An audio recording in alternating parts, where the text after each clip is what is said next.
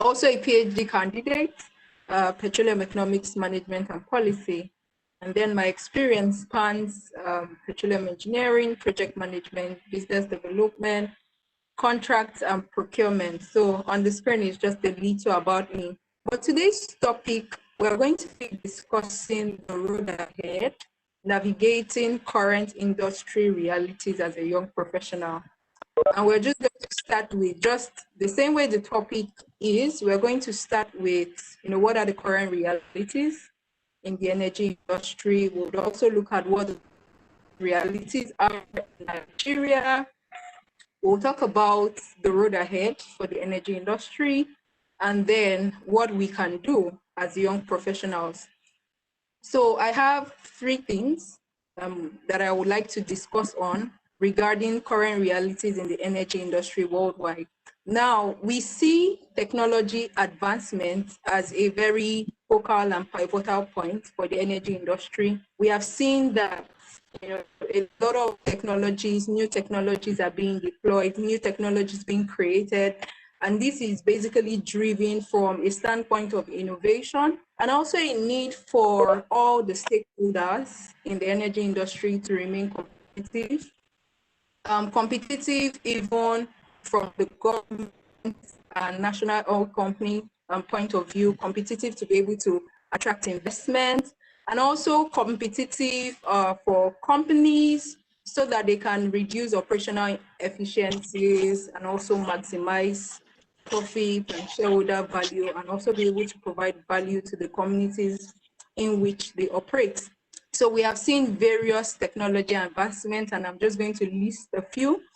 And a key thing here we have also seen is, prior to now, if you ask for what the major asset is, you'll be talking about our reserves. But we have also seen a major asset, which is data. And that is why you hear about digital transformation, you hear about digital revolution, you hear big names like big data, Internet of Things, artificial intelligence, machine learning, neural networks, cloud computing, blockchain. And all of this has found its application even across the oil and gas industry. I'll be listing some examples of how we have deployed this technology within the oil and gas industry. So for example, in drilling, you hear about real-time monitoring and even machine learning algorithms that are used for early peak detections in wells, so you prevent even the occurrence of a blowout. We also hear about automated drilling rigs. For example, in logistics, you see fleet management utilizing diagnostic monitoring tools. We have technology also finding its application in geology. For example, sometime in November last year, we had this virtual field trip. We're able to have a coastal reservoir characterization. So and that was possible via satellite imagery, and we're able to do it on a 3D Gaia platform. So gone are those days where you needed to just travel to the particular site for outcrop analysis. You can do this just by utilizing the satellite imagery of those locations and then characterize. We also see the applications of technology in geophysics. You have high resolution supercomputing that enables the display and of complex volumes of 3D data. And this enabled us to be able to interpret seismic data. Then for production and operations, you see predictive analytics and big data regression. You're using it to forecast production. You're using it to select and prioritize well candidates for stimulation. Please stay on the first slide. Just stay on the first slide. Yes, there. Thank you. So, and this is all about technology advancement that is taking place in the industry. We also find this application in projects, facilities, and construction. So you have remote monitoring of facilities using drones, using satellites. And we even had a technical presentation on this remote monitoring, even using AUVs. So that is also something that is applicable. You would see even for pipeline infrastructure, the deployment of smart pigs that not only clean the pipelines, but is able to transmit data about what is corrosion, if you have metal loss. We find the application of technology for supply chain management, health, safety, and environment. And I was in this presentation yesterday where the speaker said, in fact, data or more like digital skills should become fundamental application even across various industries. So that is our reality in the energy industry today, that we see technology really advancing and helping us to improve our operations. Now, something else to note is climate change and sustainability policies. We know that a whole lot of policies, frameworks, and even technology is helping us reduce our carbon emissions. And yes, okay. And we even have what is called the Paris Agreement that was made during the 21st Conference of Parties in 2015. And the basic goal was to be able to reduce our carbon emissions. And that's why you will hear, about net zero, such that when you look at the carbon sinks and carbon sources, we're able to match that. And oil and gas industry has not also been passive. For example, we have the Oil and Gas Climate Initiative, OGCI. It's a CEO-led consortium of 12 companies that have even pledged to collectively invest more than 1 billion to accelerate the industry's response to climate change. So we see a lot of policies around enabling sustainable development, even of oil and gas, and we'll still hear more about that. We also see the emphasis on the UN Sustainable Development Goals, particularly, there are about 17, but particularly the SDG 7, talking about access even to something that we see as a very important focal point in the energy industry. Now, something that is very prevalent is COVID-19 pandemic. The pandemic, which began in 2020, has totally changed the way we live, the way we communicate, the way we even do our businesses. Many of us who would previously go to the store to buy things, now we just order online, and even the way we communicate, a lot of virtual communication. But it has equally impacted the energy industry and the way we do business. And more importantly, it has accelerated the acceptance of digital transformation, even contactless service provision, efficiency in our systems. And then we have also seen massive layoffs. A lot of people lost their jobs, but we also see opportunities expanding. So, and it impacted the price of crude oil. So we have seen, and also even the development of other renewable energies. So we have seen that had an impact even within the energy industry. Now moving over to reality in Nigeria, I'll be focusing on two major ones. One is the gas commercialization efforts. So in a bid to enable cleaner energy and also sustainable development of the oil and gas, reducing our carbon emissions, movement towards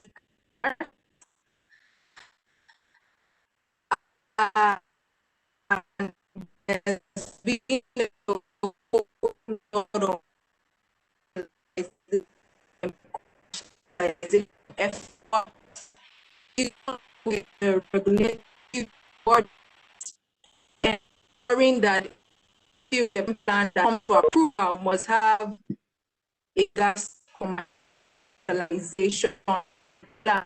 So, and a recent report by the Nigerian Gas Association president, Mr. Ed Ubong, he said that about the resources Nigeria is able to meet energy demand of almost 350 million people, and also needs within West Africa. Usually Nigeria is said to be like a country where we just droplets and we're sitting in a gas province. So we have that resources, and we also see a lot of efforts moving towards that space. Also see field round. Please, can you go to the next slide?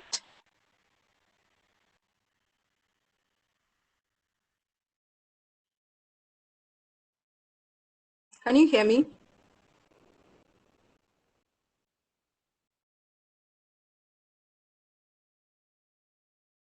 Hello, Ms. Tura.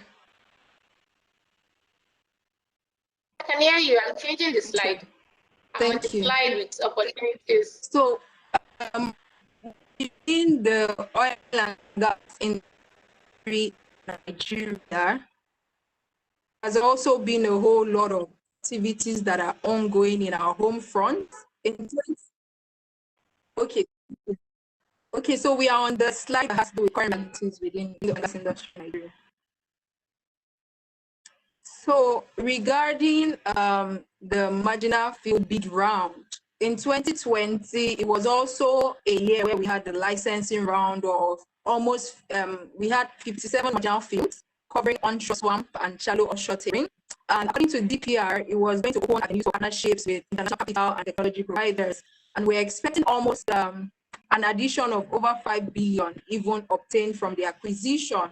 And so we see a lot of opportunities within the Nigerian space as regards this. We have also seen addition of refining capacity in the past year, and that is the current reality within the oil and gas industry in Nigeria. Now, moving ahead, we can move to the next slide. Moving ahead, what is the future energy outlook? So I'll be focusing on two things. First is energy diversification and energy collaboration. And then we're also seeing that we need to prepare the workforce of the future and bridge the generational gap. So as regards energy diversification and energy collaboration, we know that the global energy mix includes both fossil fuels and renewable energy. And then in recent times, we have seen an increase also in investments in renewable energy. In fact, the share of the global energy mix for renewable energies has also increased. And when I say renewable energy, I refer to the likes of solar, biomass, hydropower, hydrogen energy, geothermal energy, wind energy, ocean, tidal energy. And we see that renewable energy is also beginning to compete with fossil fuels in terms of power generation, heating, and transportation. But from the projected forecast, we'll still see fossil fuels playing a large role even in the years to come. But there are certain things that are plaguing the renewable energy, which technology is also helping us to be able to advance things like scalability, transportation of the energy, storage cost. When we talk to, for example, storage of solar energy in batteries, we see a lot of developments even in battery capacity, availability of that energy, affordability of the energy density. So we see technology playing a very, very large role in that. Now, another thing to consider is the workforce of the future. Now, we know that the baby boomer generation, many of them will be retiring very soon. We have even seen massive retrenchments and layoffs within the industry, and there needs to be that bridge. There needs to be a transfer of the knowledge so that the upcoming generation can build the required domain expertise, even in petroleum-related fields. So there is actually a need to bridge that generational gap. But even much more, we see that the skills that are required for the workforce of the future is also changing. It's a bit more dynamic these days. And there is a need to also incorporate more digital skills, more soft skills, and so the workforce of the future needs to be prepared. We know how even COVID has accelerated the movement even to virtual platforms. So we see an industry where there is more virtual collaboration and adaptation to the current realities. And we also see that, the oil and gas industry is quite cyclic in nature. We have periods of boom and bust. And so with COVID, the impact, it almost seemed like there was a bleak future for those who were going to be taking up the course or coming into the industry newly. But we see that there will still be a foreseeable increase in the demand, though demand was a bit destroyed sometime last year when the world had to go into full lockdown, a partial lockdown due to reduced economic activities. But we see the economy also improving and see that the energy demand would also increase. And so we see a reinvigoration of even petroleum-related jobs, and we still see a bright future for the energy industry.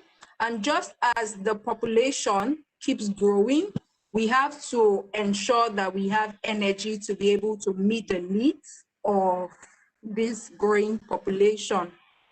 So please go on to the next slide.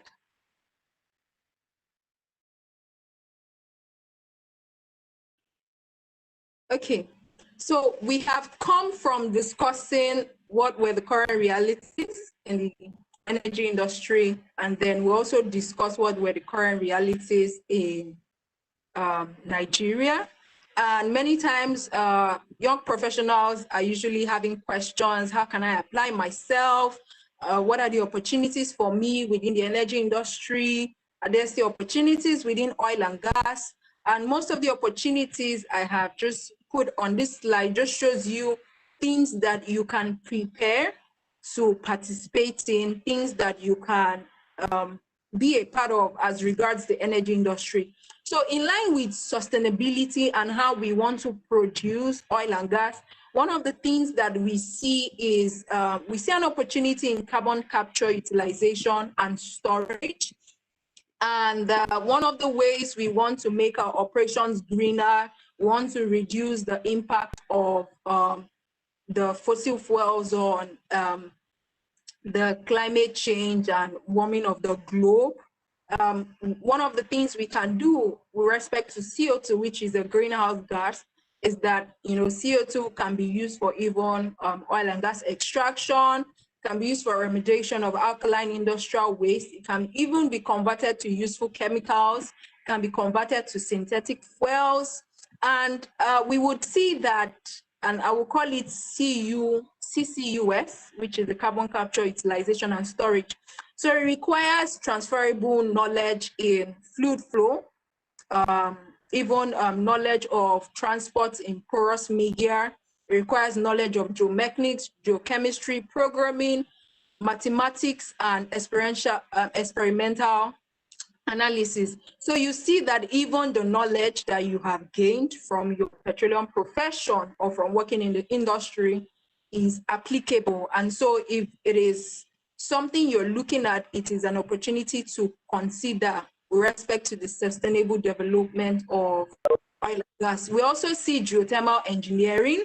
There is a relationship we have within the oil and gas industry that can be transferred to the geothermal field. And we see a bit of increase in geothermal capacity because outside of even power generation, electric power generation, we see geothermal being used for agriculture, for space heating, for crop drying. And then some countries in Africa even have some of these geothermal projects ongoing, like Kenya, like Ethiopia, and Djibouti. So we see that as also an opportunity for young professionals. We have already talked about digital transformation. There is a whole lot of application for digital transformation within the oil and gas industry. So this is also an opportunity for young professionals. Decommissioning of oil and gas assets. We have so many old assets in Nigeria, brownfields, and they are already nearing their economic life. And so this is one area to prepare yourself. Would you want to position yourself appropriately for the opportunities within the industry? We also see energy economics, oil and gas financing. Those are also opportunities for young professionals, but the list is not exhaustive. These are just a few that I have mentioned. Please let us move to the next slide. Okay, so this for me is my most important part of the presentation, because when you have heard about the current realities in the industry and particularly, and then you have also been exposed to the opportunities that are available, what can you do? How can you position yourself to attract and also create value? And I put in the middle box called positioning. Now, it's very important for you to know that the responsibility is on you as a young professional to be able to position yourself to utilize these opportunities. And there are a few things which I put here that are key. First being strategy. I would encourage you to have a long-term value strategy, because at the core of it all, what you want to do is a problem solver. What you want to do is to provide business value, no matter the industry you're deployed to or the department you're deployed to. So have a long-term value addition strategy. And what that would mean is that you sit down and then you understand the industry, where the industry is going to, how to get information. And it's long term, like I said, because you cannot be deterred by the current realities, even if some of them may be negative. It's a boom and bust cycle within the industry. But then if you have a long-term value addition strategy, then you know how to position yourself, you know how to plan your career. It's important for you to seek a mentor if you're working, a coach, a sponsor. And so you also need to be able to track your progress, your career progress. For example, part-time, do you have the required skills at the moment that you need to attract all those opportunities we mentioned? For example, if we say decommissioning of oil and gas assets, do you have the required skills and the technical know-how? If we talk about digital transformation, do you know what it takes to be able to excel in that particular field? So have a long-term value addition strategy, so that you don't get caught up in the mindset of just, I'm in a career just to earn money and that is all. If you don't do that, then you might not be able to grow. Another important part is upskilling. So like I mentioned, there is a bit of a change in the way the workforce of the future will operate, and this demands that we have the right skills. It also demands that we are multi-skilled, and so your digital literacy skills comes into play. Even your soft skills are quite important, your technical skills are quite important.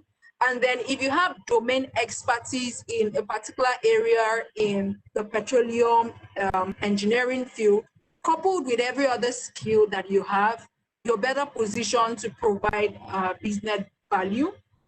The third one is collaboration. I chose to put collaboration here other than just networking, but you know, it can be similar.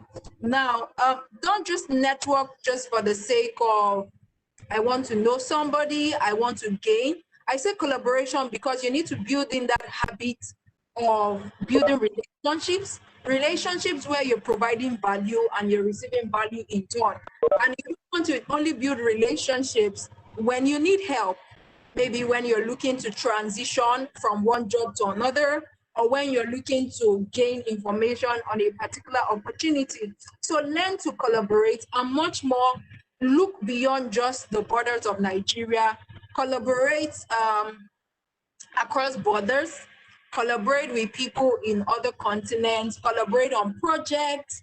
If you're even into digital transformation, things like data science, data visualization, you have the opportunity to work with so many people across different platforms virtually. So consider that. And another thing you can do to position yourself under collaboration is, so the particular opportunity that you're looking to utilize, you can decide to become a thought leader on that. And what do I mean? Start creating content around that thing. So let's say you're interested in, so let me say, so I would just use decommissioning of oil and gas in asset. So you start doing research, start publishing content, and you notice that you start attracting like-minded people that are also working within that field. And so you expand your scope. So choose to collaborate. Something to highlight is attitude. And there are so many attitudes that you need to have. But key for me would be resilience and adaptability. So the industry is very dynamic, and that you know. So you need to be able to adapt, and you need resilience to be able to deal with even complex situations. For example, maybe you're part of those who got laid off just with the effect of the pandemic, then you should know that you can be able to bounce back, do some introspection, find out how can you reinvent yourself to be able to attract other opportunities. And if you end up deciding to pivot to something else, please go ahead. But have the right attitude, to the circumstances and the realities within the industry, have the right attitude as you work with various teams. The energy industry is quite multidisciplinary, so have the right attitude.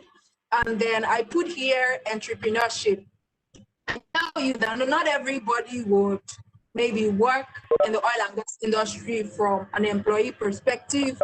Some persons will be entrepreneurs within the companies, or some persons would create maybe data solutions. Some persons will create servicing companies. But nevertheless, entrepreneurship is something to consider. So you can partner with, people that have ideas, or if you have an idea, it's something that you can look at. And even SPE Lagos section held an entrepreneurship training recently. So there are quite a lot of resources around this that you can utilize. And a story of a particular lady. Her name is Jamie Glass. How on was the coveralls that we use in the industry, and she noticed that most of those coveralls, they were not properly fitted for women. They were like really bogus coveralls that in itself can even be a safety threat. And she decided to work on that. She got the required certifications and all the necessary information she needed, and she started creating fire-resistant standard coveralls for women. And finally, before she decided to push that company to someone else to handle. So those are some things that you can do to wire yourself to win, to navigate the current realities and position yourself for the road ahead. Now, I've also listed on the next slide some SPE resources that are at your disposal to help you. Can you help move to the next slide?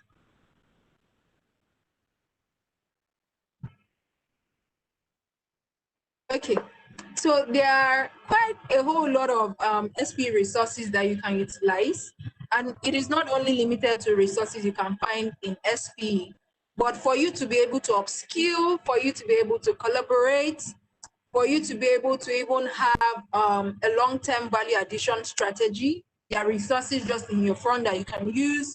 We have SPE Connect, is a platform where you can share expertise and network. You have SPE sections. SPE Lagos is one of the sections in Nigeria. There are 4 other sections. And wherever you find yourself in the world, there's an SPE family close to you. So there are various sections that you can communicate, collaborate, expand your technical knowledge, and even your soft skills. We have the members in transition to it. So for those who are out of jobs or looking to transit to better opportunities, there is that toolkit. We have SPE competency management tool, so you can access where you currently are in terms of your competency, so that you know the skills you need to build, you know what you need to do to improve your competency. We usually have distinguished lecture programs. We have live sessions, trainings, courses, trainings that also include other disciplines. We have webinars, both live and on-demand webinars. You can access the recordings. And most of these are available for those who have up-to-date SPE membership, even though we have other free resources that you can utilize. We have SPE events. For example, this particular one you're in is an events. So, and then for those who are in schools, we have various student chapters also. So I've come to the end of my presentation. I'd like to say thank you for listening, and just to re-emphasize that the oil and gas industry has been powering human existence for years. We have been providing fuel, transportation, providing food, also providing products that are used in everyday living. And so the oil and gas industry keeps playing a very vital role in meeting the world energy demand, and there are opportunities, but it is your responsibility to position yourself to utilize these opportunities. So thank you very much. I am open to questions.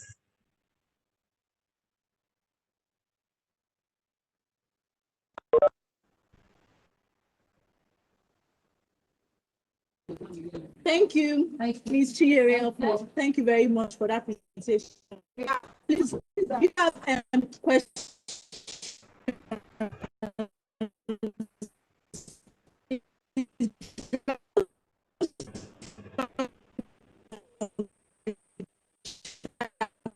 but so she can answer them. Thank you for the presentation.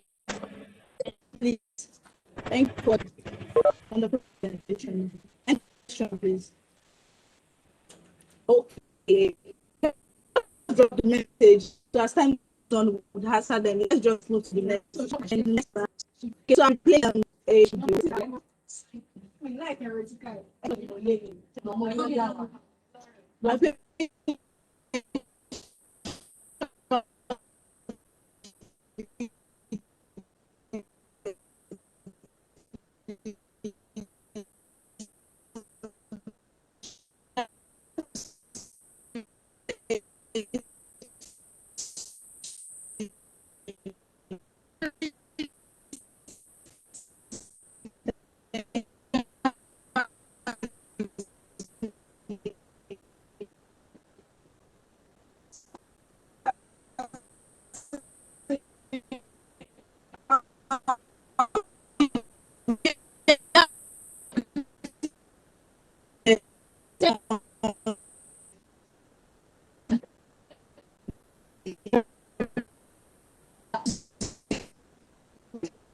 Okay, I think there's a network issue on Modupe's end.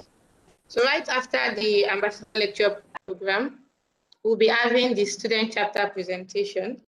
As we said earlier, we have 4 student chapter we have 6 student chapters in SPE legal session. So before we start, I'll be introducing the judges. So we have with us Elisha Moyosore. Moyo is the media and communications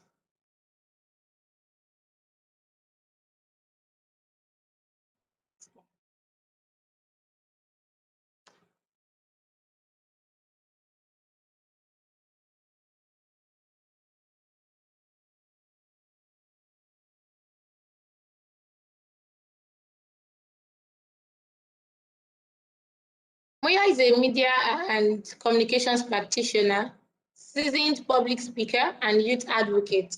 She has worked with different media outfits, including Unilag FM, Delta State Broadcasting Service, radio and television, Goodland Radio, and presently with Lasso Radio 95.7.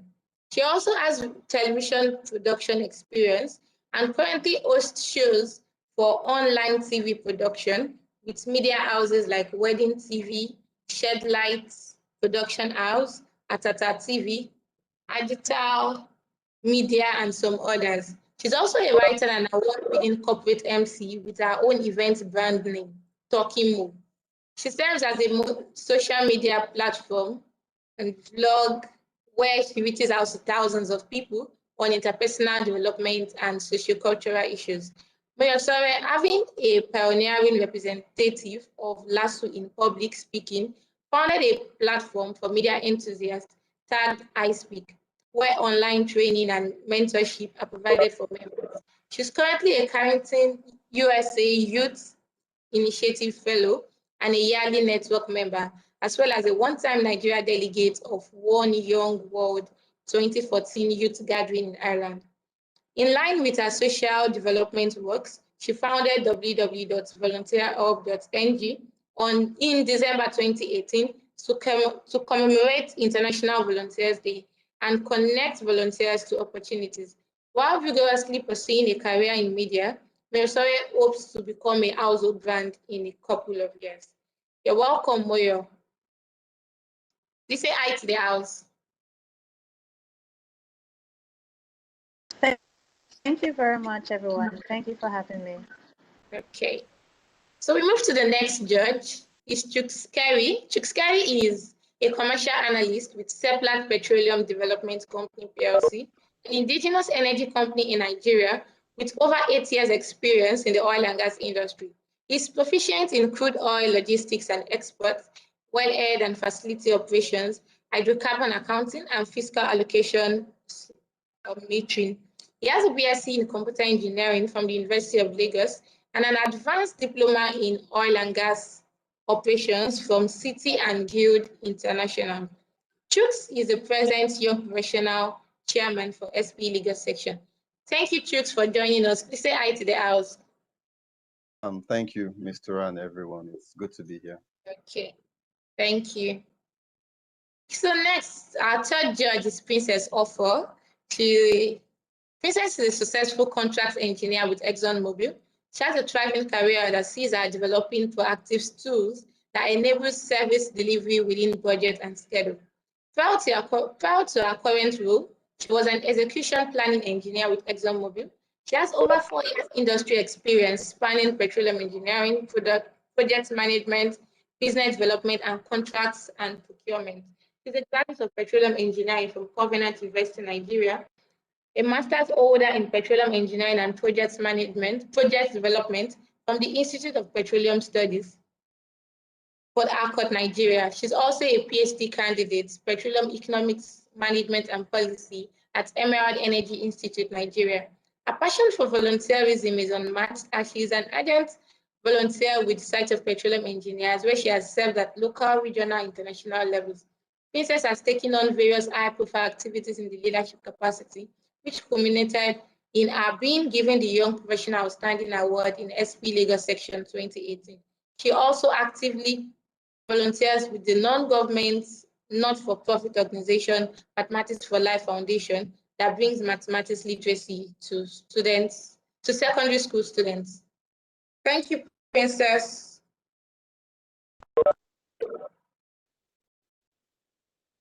Okay, so I hand over to Moyo. Sorry, to Modupe to handle this session.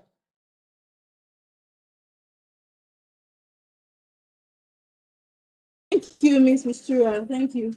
Okay, so without wasting too much of our time, I'll just go over to the chapter presentation. So we'll be starting with Unilag. Please, before we start, when I'm calling the student from the institution, please just share your screen and start your presentation. I hope you can all hear me. Share your screen and start your presentation. Okay, so we'll be starting with Unilag, University of Lagos. University of Lagos, the presenter would be Urola Ologunro. I hope she's here. Urola Ologunro. She's a petroleum and gas engineering student from University of Lagos. You're welcome. Your presentations can start now. Just share your screen and start your presentation. Thank you. Urola Ologunro from University of Lagos.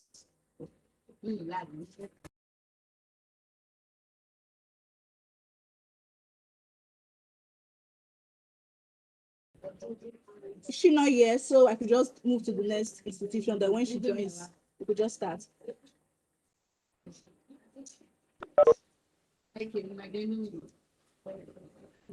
Urola Ologunro, University of Lagos. Slides now.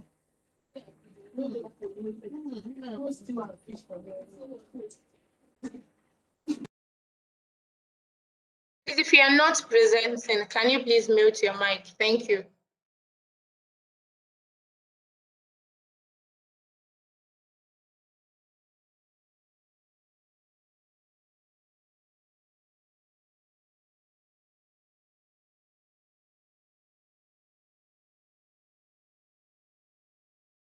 I guess we have to move on to the next presenter. Yes, I was just about saying that. Okay, the next speaker is from OAU, Obafemi Awolowo University. Oyindamola Alade Law, chemical engineering student of Obafemi Awolowo University, 400 level. I hope she's here. Oyindamola Alade Law. Okay, thank you. Please, if you are not presenting, kindly mute your mic right now, please, to avoid distraction for the presenter. Thank you.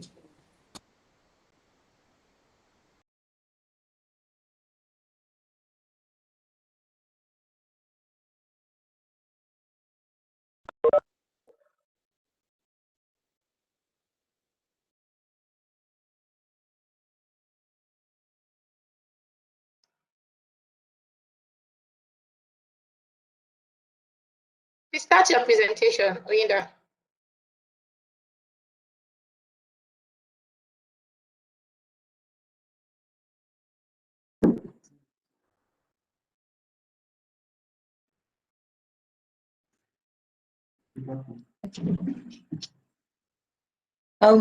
So I will start my presentation now.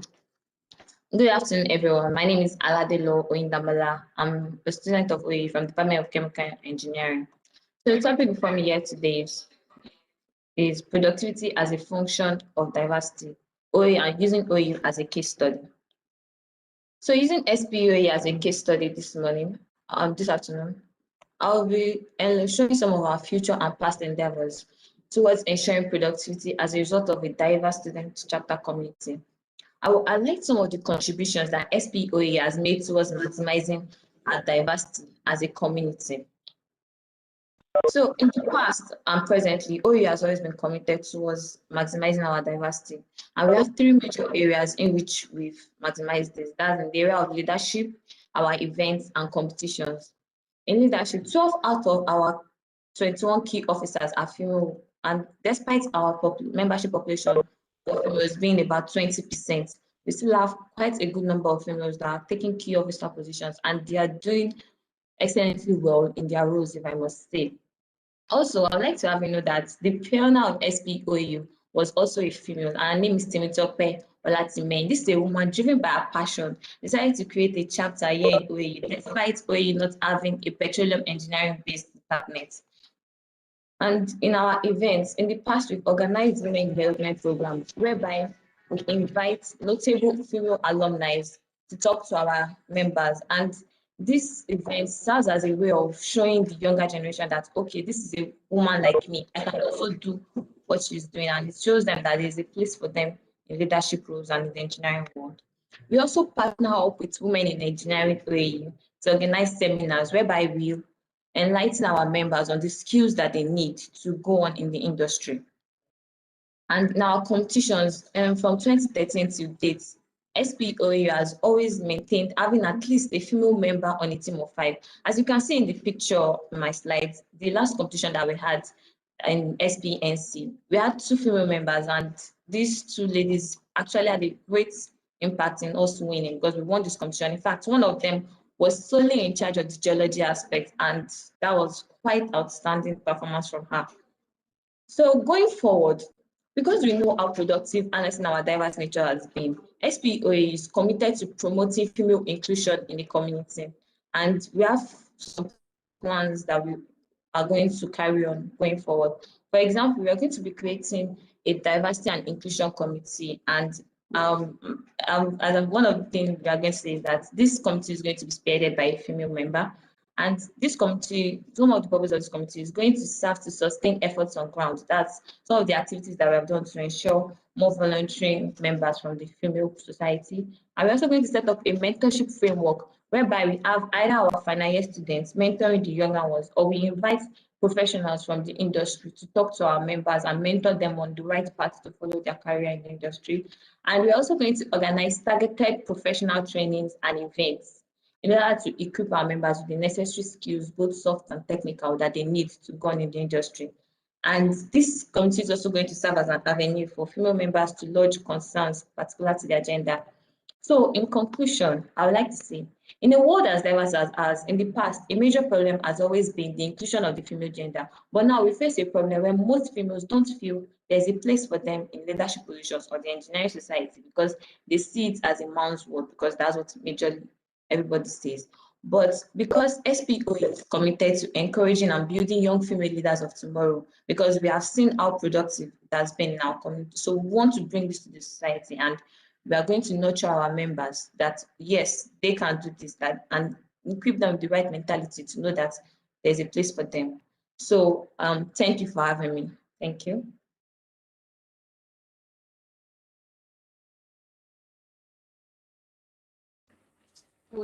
Thank you, Aladelo Indamola, for that presentation. So we'll be having the next presenter from FUTA, Akure, Federal University of Technology, Akure, Fatukasi Oladipo Jesse. Sorry, please pardon my pronunciation, please. Fatukasi Oladipo Jesse, a student of Applied Geology, FUTA. I hope you are here. Hello. Hi, host. This is Moyo here. I have a question before the next speaker comes up. Can I ask a question? Okay. Yes, you can. So I need to know when we'll be able to ask the presenters question, or do we just move on? Okay. That will be after the whole presentation. No, I think you can ask after the presenters, after the presenter. So we don't. Yes, I really do think that to be easier to have the question come up immediately. Sorry? Yes. So after each chapter presentation, there will be questions before I proceed to the next. Okay. And ask her the question. Thank you. All right, good. Judges, we can go ahead with the question. Thank you.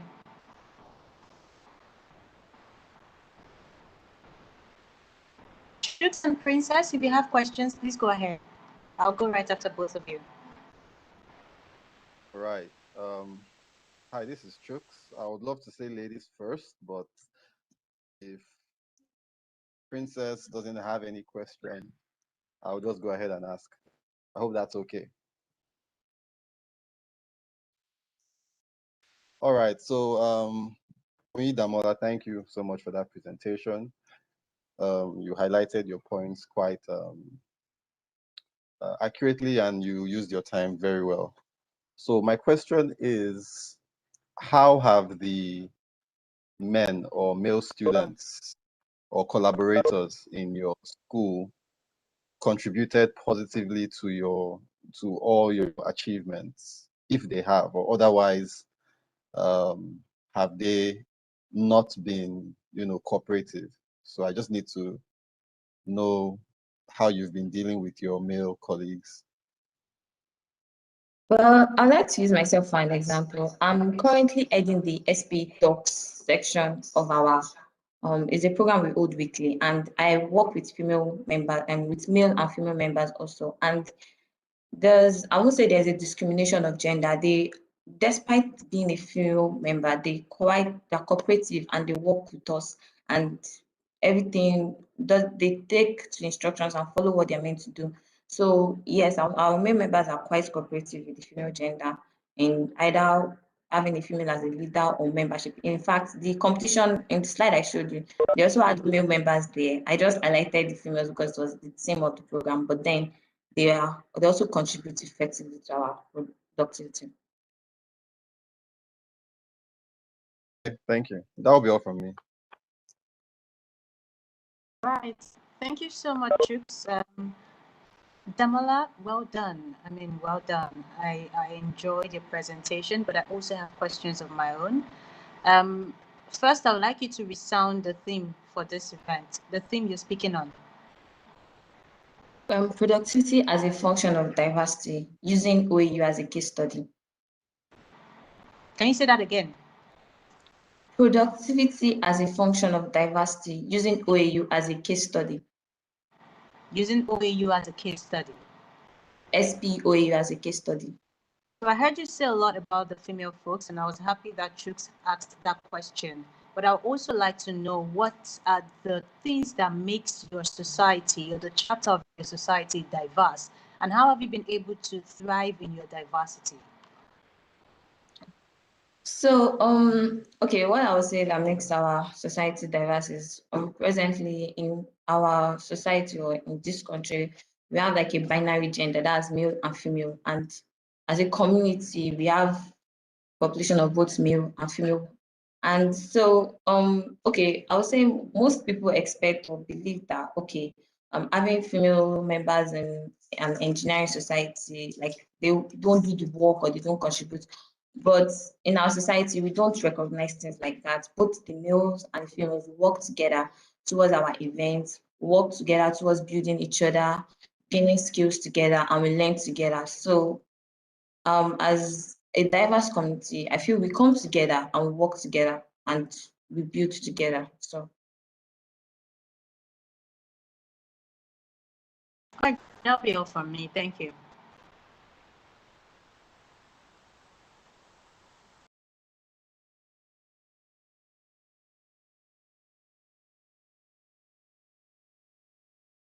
Okay, thank you, Indamola. Then we'll move to the next presenter. Okay. I have a question. Okay. Okay. Oyinda, Princess has a question for you. Can you hear me? Hello, Victoria. Yes, yes, I can hear you. Yes. Did you challenges regarding relationships, or rather her chapter is going to inclusion? sorry, can you repeat the question? I wasn't able to hear. I think it was cracking because of the network.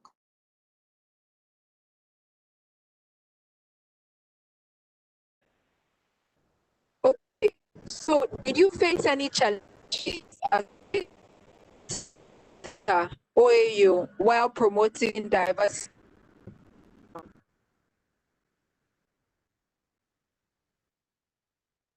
So one major challenge I would say that I've faced working in SPE is the interest. We don't usually the interest of female members is usually very low. And I don't know, like I said in my conclusion, that mentality has a key role to play in diversity inclusion. So because we have the major challenge, I think, is interest of female members because they don't feel they need it or their voice matters in this aspect. So that's one thing we've always worked towards, trying to gather interest of female members and let them know that, okay, these activities are here for you, they're beneficial to you and very interesting and you gain from them. And having people like me as a leader shows them, like allows them to know that, okay, their gender is also included in membership. So interest has always been a major problem, but we try to solve it by organizing seminars and programs and events to encourage them to join.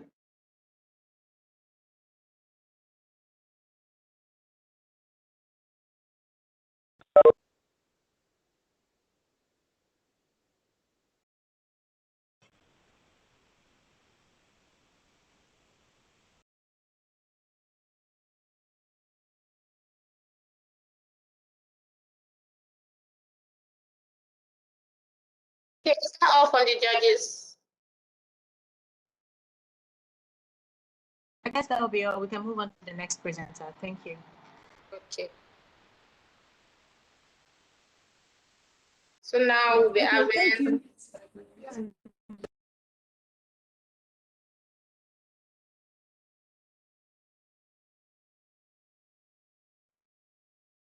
Do we have the Unilag presenter on now? Well, Ologun. Yes, I am. Okay, Petroleum and Gas Engineering. Please share your slide and your video. Thank you.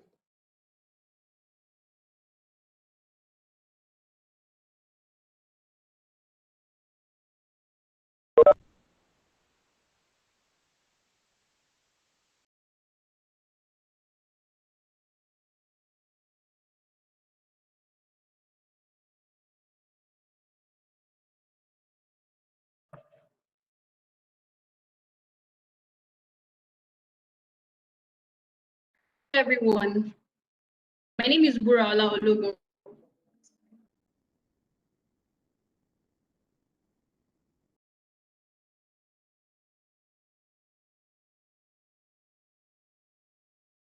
We can't hear you well, please proceed.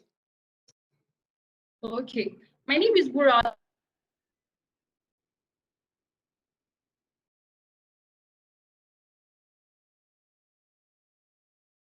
As a function of diversity, taking our chapter unit as a case university, our primary degree program, SPE Unilag, the impact of diversity on productivity, and the conclusion. Diversity simply means having a range of people from a variety of interests, backgrounds, styles, ethnicities, opinions, perspectives, and so on. Diversity is for difference, but inclusion of those who are social, economic, political diversity. But we lay emphasis on gender diversity. Gender diversity is not the only proxy of diversity, but the balance of gender representation in the team is strongly associated with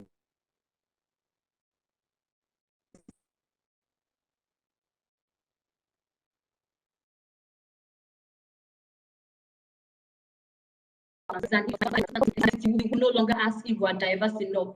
But when it has become the norm and not remarkable, it is when it is the normal thing and when it is not a special thing anymore. Diversity career-wise would refer to the inclusion of both gender to have an ability to coexist together with mutual understanding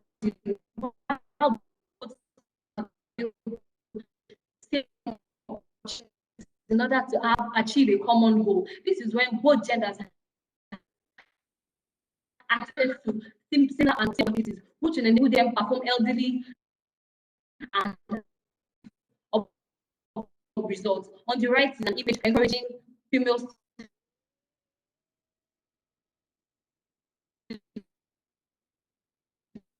to participate in our event. And this is the female on the left side of the screen, we have the female and the women compared to the female department. But when we compare it to the executive committee demographic, we have a relatively high number of female students in the ESCOs compared to the male students if you are taking the whole chapter as a whole. SPE lag was founded in 2006, and we've always been a giant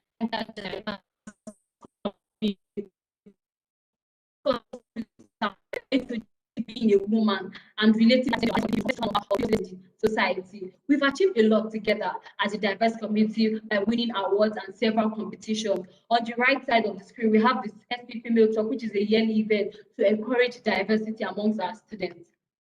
The impact of diversity on productivity. Diversity has a significant effect on performance and productivity. Gender diversity at workplace helps conferring a better position to the organization for healthy return on investment from human capital. By leveraging on cognitive diversity of both gender, we are able to get optimum results. On the right, we have an outreach which we held this Valentine's Day, which we're able to secure by our female Vice President, Rachel Agbanagba, and some other ESCO committee members to encourage diversity. Some other impacts of diversity on productivity in our STEM chapter includes during decision making, we have a wider pool of thinkers, and we're able to make better decisions because of the different perspectives we put together in making these decisions. We have even during our in-house competition, the productivity is included because genders are all infused in all our events. It is easier to approach the executive committee members. We have a gender inclusive committee. There's an increased network of people even beyond the STEM chapter. There's a cordial relationship and partnership with other student organizations such as the Engineering Ladies Day, which is a faculty-wide community that encourages diversity between our student chapter and total engineering faculty at large. We have a better lot of finances and the better well-being of our members by making our welfare secretaries females yearly. In conclusion, clearly men and women are clearly different, and an integrated vast network of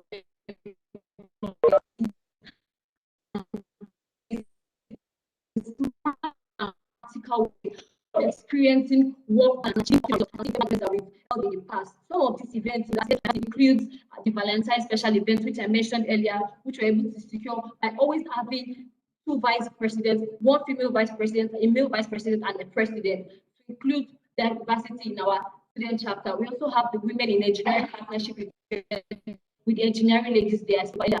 On the right, you can see the flyer we held during course of last year. We also have our primary and secondary school outreaches, which we have frequently in order to encourage the ambassador programship and diversity in our student chapter community. We have the SPE female talk, as I spoke on earlier, and we also have several many more encourages diversity in our student chapter community. Thank you.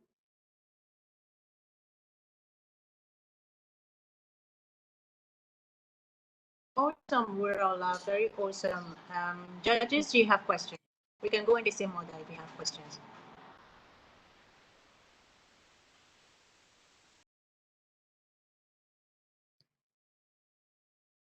Hello, I hope everyone can hear me. All right. Urala, thank you so much for that presentation.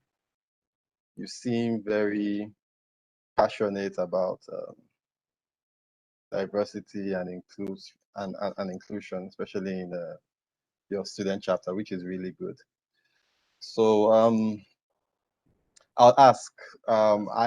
I graduated from the University of Lagos, right? And back then, back in the day, there weren't a lot of female students, generally speaking, in the engineering departments. I remember, I think back then there was just one lady in mechanical engineering, I think. in about, there are about 100 or so guys in my particular department. So what have you done, or what has your student chapter done to encourage female engineers to contribute to the society and to contribute to all your many achievements? Okay, thank you for that question. It may interest you to know that that is no longer the narrative anymore, as we have more students in the engineering field, and if you check the mechanic across practically, it is not very possible to have.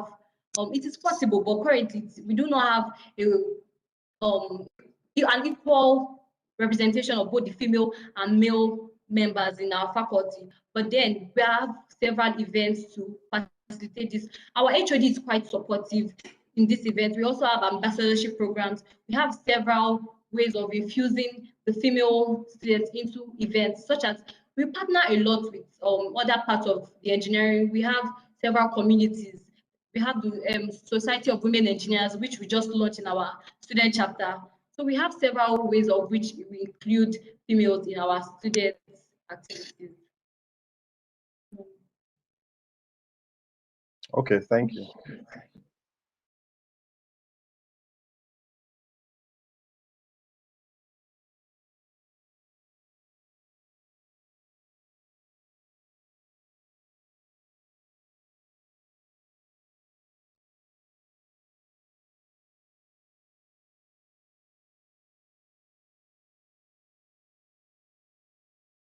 Yeah. Yeah, I can hear you. Hear me. Okay, so how would you say, you were able to list quite a number of programs you guys have been able to engage in, right? So how would you say those programs have been able to help your society? Okay, I'll be taking the SPE female talk as an example. During this event, which I participated in, we had a number of students.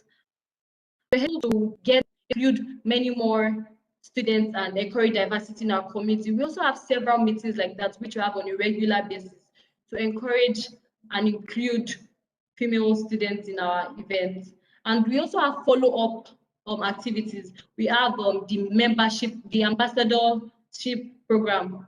And we also have where we have final year students and 400 level students being mentors to the ones in the lower levels, that's the 100, 200, and 300 levels, to encourage them perform better and have a better diverse community. All right, thank you. Princess, do you have a question?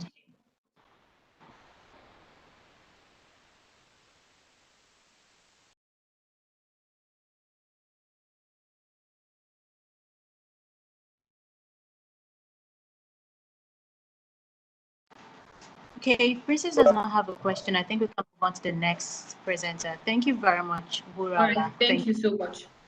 Thanks for having me.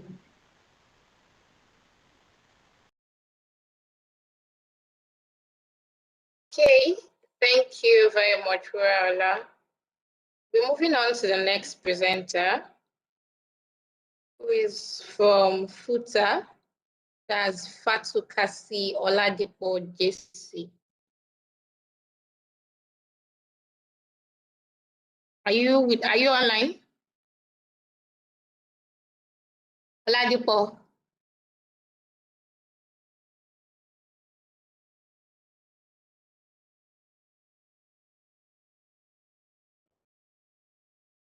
I think we can come back to Oladipo. Let's move on to Covenant University. We have Akito Luatosin Blessing. She's a 500 level student of petroleum engineering from Covenant University. Tosin, are you online? Yes, I don't know if you could hear me.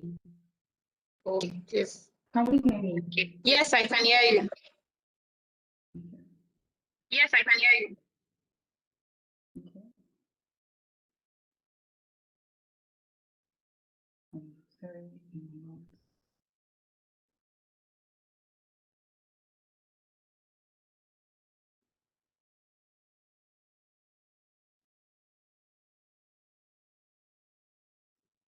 Okay. Hello, everybody. Welcome to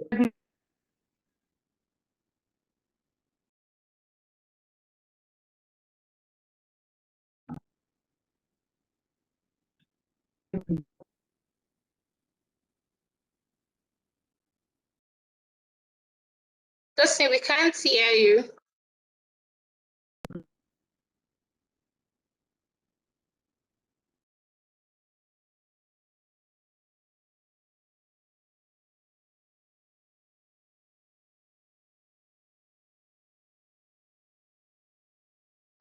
Oh, Tosin, I think you're having network issues. You're having network issues.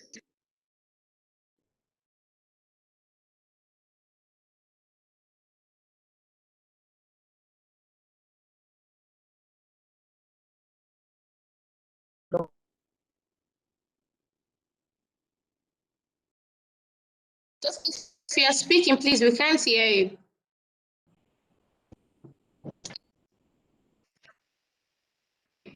Now,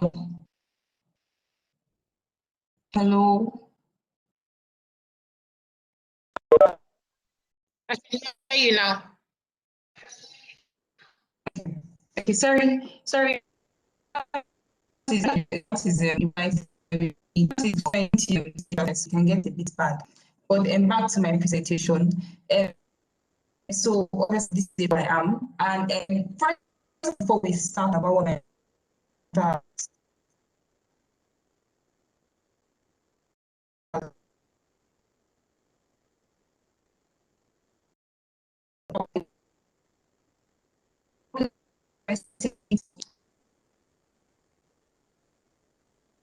Okay, Tosin, can you pause for a bit? I think that what you currently have right now running with your internet might just be a disadvantage for your presentation.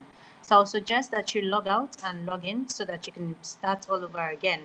Or maybe we just go to the next person while you try to fix that. But right now, we cannot hear you, Tosin.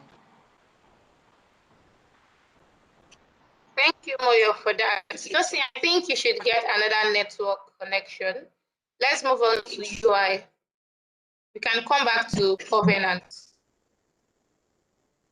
Do we have Ola Obamoyo with us here? Petroleum Engineering 400 level from University of Ibadan.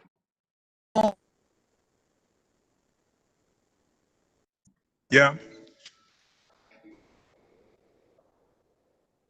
Okay, Tosin, please try to resolve your network. We'll be back to you after Moyo's presentation.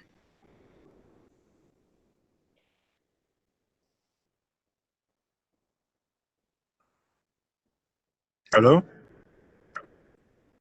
Okay, we can hear you. Please go ahead. Please use the full screen for your presentation. Use presentation mode.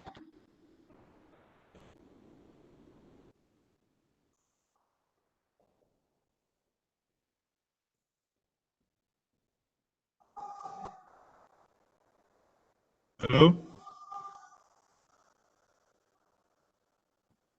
Please go ahead. Can you hear Moyo. me? Yes, I can. Can you hear me? All right. Good afternoon, everyone. My name is Olabamoyo Sore Joshua. I'm a 400 level student of Petroleum Engineering Department, University of Ibadan. So up to the topic. I'll be taking the topic productivity as a function of diversity using SPE, the UI chapter, as a primary case study. So, to begin, of course, we must understand what diversity means. So it is simply understanding that we have certain differences, individual differences. Now, in order to apply our diversity towards a productive end, it's not enough for us to just identify that we're diverse, but we must understand how we could include these differences and apply these differences towards accomplishing the common goal with the chapter. So there are three major areas that we focus on in the SPUI chapter. One is empowering the younger generation, female empowerment, and also diversifying our skill sets. So I'll start with I'll start with the diversification of skill sets. So there are four major skills that we are working on in the chapter. And most of us fall into the category of research and copywriting. Next to that is machine learning, then web and graphics design, and then robotics. Now, robotics is, well, we are not that much involved in robotics due to the fact that robotics is more or less a field that is really just coming up now with the advent of AI, data science, and machine learning. But of course, machine learning is more general to us because it's not so new to us that much. We've been doing programming lessons in our department and even taking certain courses. So some of the things that I've worked on as certain projects in our chapter is the ACT energy review, which we simply apply data analysis to give us basically the factors that are shaping the industry right now. And so we also did another project last year, December, where we hosted a project presentation titled Mapping Out Energy Structures. We also applied our skills in data analysis in order to show the flow of energy from source to risk. And our most current project is titled Hybrid Revitalized Power Grids, solving our energy problem in Nigeria. Of course, we know electricity is basically one of the things that we lack in this country. So now, going to the next point, increasing the participation of females. Now, of course, it's a general problem almost in every university that we have more guys in engineering fields than we have ladies. But due to certain things that we've been doing, certain activities that we've included as part of our program as a chapter, we've seen an increase in female participation from 2016 to date. I remember we had just about 5 females in our set when we got admission in UI. And out of the females that have been coming and have been developing in our chapter, we have 3 that have stood out very well. One is Paloma Peter. She's a 400 level student, and she's also a media personality who runs she's a host of a podcast, and she garners a very large following on LinkedIn. We also have Agbenu Obande, a 300 level student who is very passionate about entrepreneurship and has also honed herself in giving out value within that particular space. And we also have Ogechukwu Okeke, a final year student in University of Ibadan. She's from law, but she has passion for energy, and she has an interest in solving the energy problems that we have in Nigeria and the world at large as we speak. So We also have a diverse functional team in which we have groups such as the technical paper writing team, the membership, programs, data science, appropriations, sports, logistics, media, publicity, web, and software. All groups basically functioning together to meet the specific goal of developing ourselves as young professionals.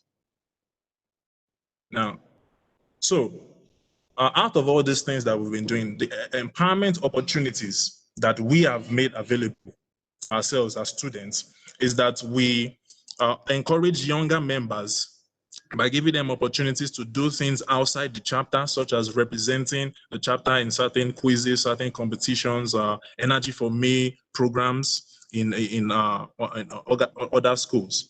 And as a student chapter, we are constantly having discussions on general group page about changing the energy landscape and what the industry will look like in the coming years. And in light of these discussions that we've had over the years, we've come to certain conclusions due to this ever-changing nature of the industry. So we are now focused on making sure our members are aware of the main sources of energy and that they are being utilized around the world. And of course, doing that, we don't want to be limited to just oil and gas. And so that's why we've also encouraged members to delve into certain other alternative energy sources such as solar, nuclear, and others. We've also continuously encouraged the role of female participation in our chapters by giving them more leadership roles to bring them in and to make them feel at least they are part of the chapter.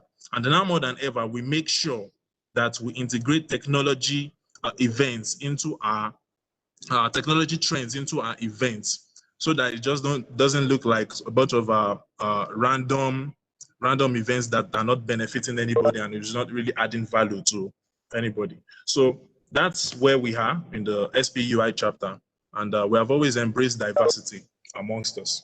Thank you for listening.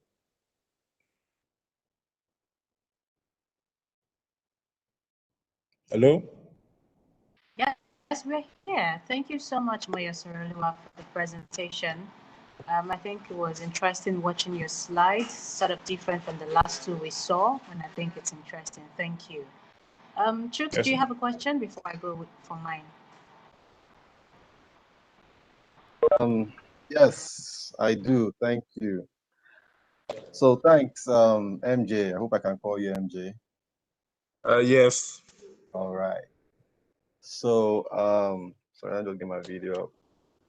Okay, thank you for that presentation. It was quite informative, and it's clear that your chapter promotes diversity and inclusion. So my question is this: during your presentation, you mentioned that you engage in quote unquote certain activities to encourage female membership, to increase female membership and participation. So could you shed a little light on that? Maybe just describe one or two of these activities that you engage in to encourage female membership. All right, thank you very much, sir. So in our chapter, we host certain events whereby we bring individuals from the industry, particularly those females that have probably graduated from even our chapter and are already in the industry. So there's usually a program that we do every year called the SPE Week. We usually host that program during the first semester, where we bring in certain professionals, and then particularly we bring in professionals that have made it in the industry that also pass through this particular chapter. And we bring in certain females who have passed through this chapter to at least share the experience, and that it is really not that much of an anomaly to have a woman in engineering. And so that's one of the first things that we do. And so we also include the women that we have amongst us. We give them the opportunity to speak at events on behalf of the chapter. So that's what we've been doing to increase women participation so far. Okay, thank you. That'll be all from me. All right, sir. Thank you very much, Chooks. Thank you for my first question is something similar to Chooks' questions. I'm just going to drop that. But then again, I would like to know, you did mention that you give room for female students to hold leadership position, but you did not mention some of those positions or give example of some ladies, currently holding such positions. So can you just give me a few? Yes, during my presentation, I talked about 3 outstanding women within the chapter. The second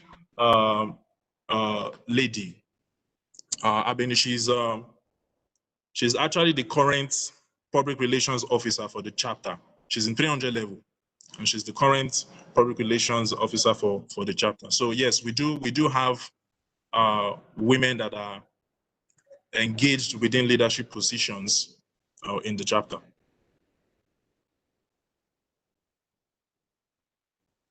Hello? I'm here, just one. Can we have more? Do you want to tell us more? We also have Paloma is also functioning as the secretary, for the chapter at the moment. Hello? Thank you very much, Hello? Moyo. Thank you. Thank you, Yes. Moyo. I got that. Thank you. Yeah.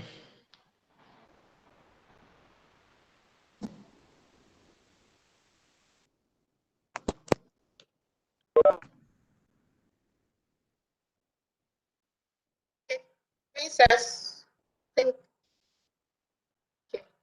So maybe we should go ahead with the next presenter. So thank you for that, MJ from University of Ibadan. Okay, do you have a question, Chinyere Hopper? Yes, I do. Do you have a question? Yes, okay. I do. Confirm you can hear me.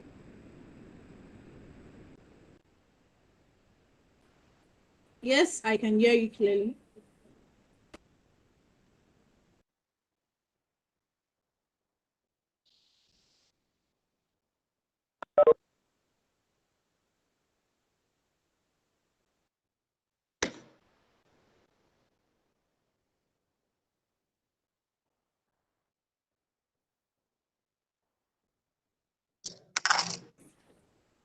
Princess, you can go ahead with. Okay, is she not asking any question again?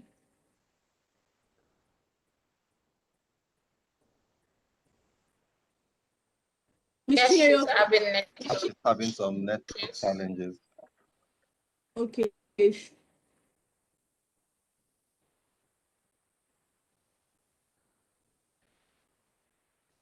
Let's go ahead with this. Okay, I think she's back here.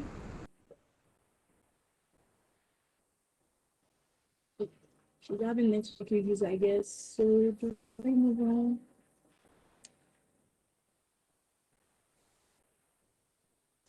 Do we move on or then we wait for our network to come up?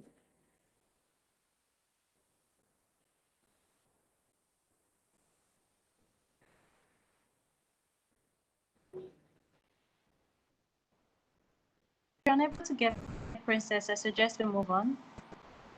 Okay. So to the next presenter, I'll begin. My question. Sorry, excuse me. Can you hear me? Princess, we didn't get your question. I think please take your question again. Okay, so I said my question to MJ Olauba was, does he actually believe that diversity improves productivity? And just give an example. Hello? Yes, go ahead. Can you hear me? Please, can you repeat your MJ, question can you again? ask the question, please? Okay. Hello? So, MJ Olauba, do you actually, beyond all the activities that has been conducted by your chapter, do you actually believe that diversity has its role in productivity? Do you actually believe that? or is it just a requirement that your chapter follows? No, we actually do believe that diversity works, but not just. Can you hear me? Can you hear me? Yes, please. Yes, we can hear you. So Just it's continue. not just. Yes. So like I said at the beginning of the presentation, the role of diversity in productivity is not just to recognize that we have these certain individual differences, but that we actually pick these differences that we have and apply them in a systematic way to achieve a common goal. Let me give an example. We may have people who are strong with regard to maybe programming. For example, I do Python coding. There may be others who are not good at Python. Probably some are good at Java. And there may be certain problems that may require someone who can code in Java. So it will be a benefit if we actually have that diverse nature. But now we're putting it to use with regard to the specific problem, with regard to the specific goal that we are achieving. So my strength will make up for where my strength is needed, and where I'm weak, there's another person who is strong in that area in which I'm weak that can make up for the chapter. And with that, productivity will definitely be boosted amongst us. I hope I've answered your question. Yes, thank you.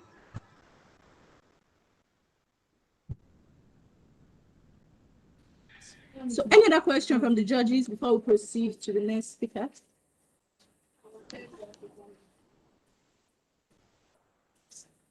Any other question, please? Ms. Let's Miller, proceed. We're all Okay, taking so- questions, so we can move on to the next presenter. Thank you.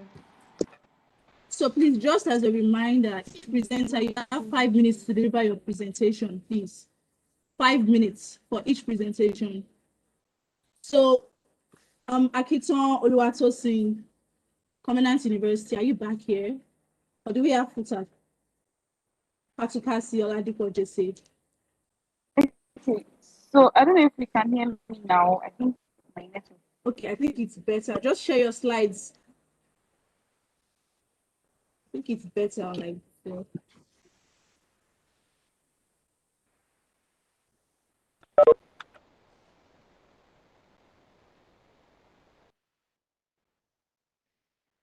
Okay, so good afternoon, everyone.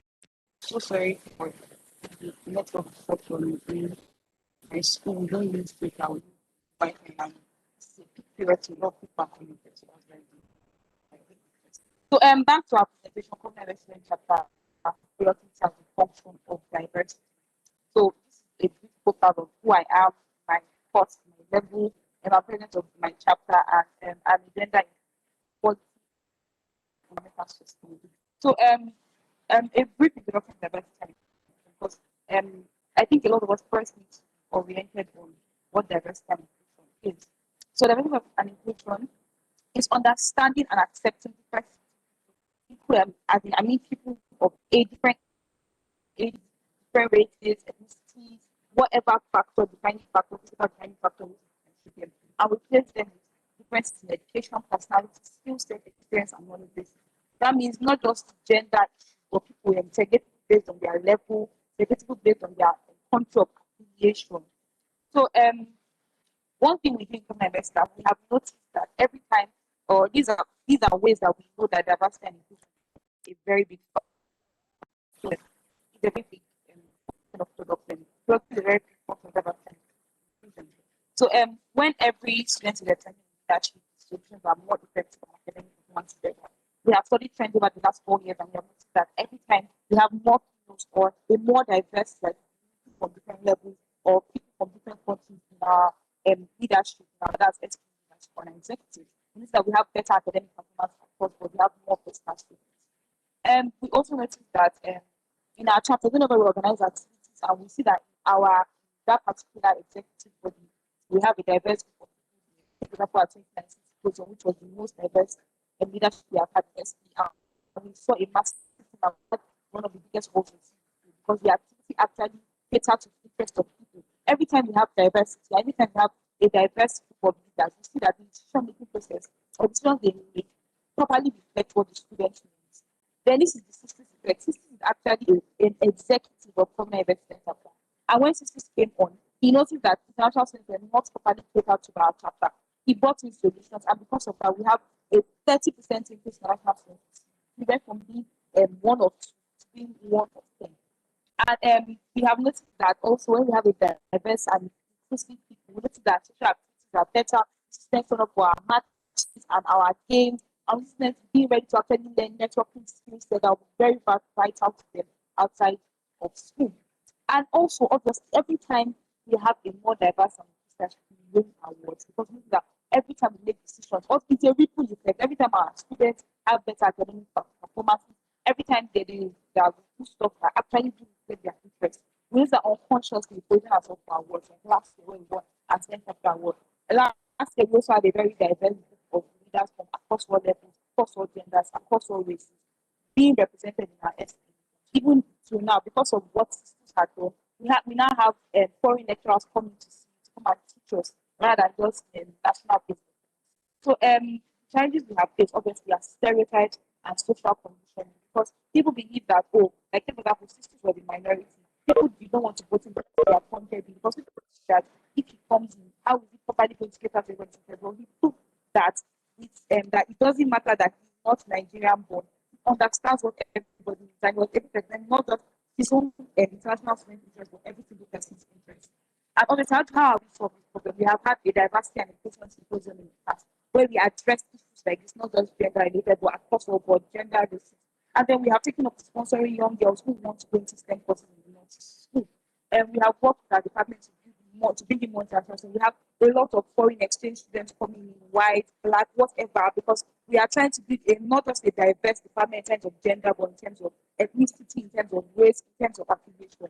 And then we have brought in a lot of lower levels, but we don't want people to be discriminated based on how young they are. So that the bulk of our executives, even in my administration as president, consists of younger people in younger levels, not just 400-500 across all, but because we believe that as long as they are capable, how old you are, how old young you are, does not actually matter as long as you are capable.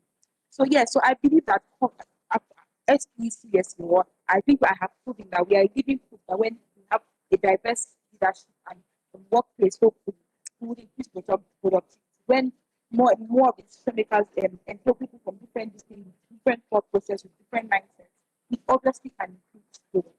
It would actually. So thank you for listening. Thank you, Luwatose. To be very honest, your network has been playing trick on your presentation, but I want to believe that other judges could hear you fairly because I think I did fairly. So I'm just going to let that pass. Chooks, do you have a question for Luwatose? Okay. Hello, Oluwatosin. Thank you for that presentation. Yes, just like Moyo said, the network wasn't really your friend this time around, but I think I got one or two things from this presentation. At least your slides were quite informative. So my question really is about Covenant University itself. So I've met several people who graduated from Covenant, and close friends and some younger colleagues in the industry. And aside teaching the normal educational curriculums and all of that, they also teach they also try and instill discipline and Christian morals and things like that. So my question is, has the non-academic teachings of the school affected D&I in any way in terms of especially with women? Yeah. the female gender participating in, in SPE and even other activities outside SPE? Okay. So I really can speak to SPE particularly because I belong to SPE. And I can say that because of the school's strict Christian values, we have bulk of students in our school being Christian.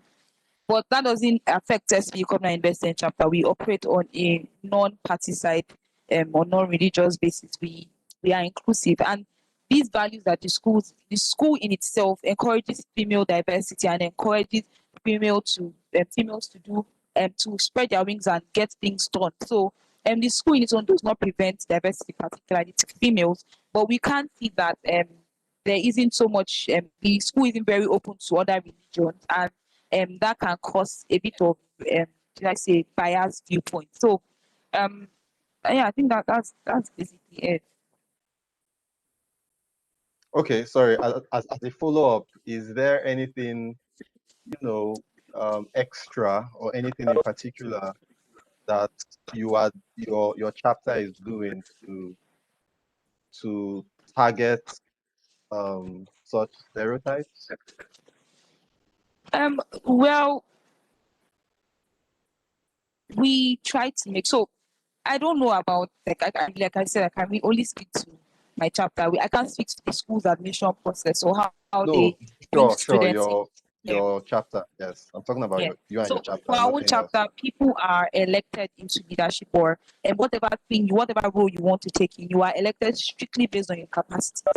We don't even include gender or academic performance in our forms or what we feel when you want to come to that because we believe that everybody, as long as you are capable, you can get people believe in you and you can get yourself elected, then you are worthy of the office. So we try to encourage a very diverse and inclusive environment. We try to make sure that everybody, respects for your gender or your church affiliation or your religion or your gender ethnicity. We have international students, everybody we include and we make sure that in our leadership selection, because my case study was particularly about our leadership selection or our executives, that we are as diverse and inclusive. And even in student management, when we want to pick students to go for, let's say, NAIS or STC, we are picking based on who is most capable to do it, not who we think or who we think is this. We are picking based solely based on capability. So that's how we have, in our small way, tried to combat these big issues of discrepancies and stereotypes. Okay. Thanks again, and that'll be all from me. All right. Thank you so much, Chooks. Uluwata saying, here is my question. You said so much about international students, right? And you said you're currently working with, I think, your department to get more international students. I want to know how that contributes to D&I, and I also want to know what the international students you've got so far have been able to bring to the table. So the thing about it is that when people hear diversity and inclusivity, they think solely based on gender, which is something that almost everybody has presented based on that, on gender. When I talk about it, we are just fine. You know that there are a lot of women not properly represented in the industry or in generally in the workplace.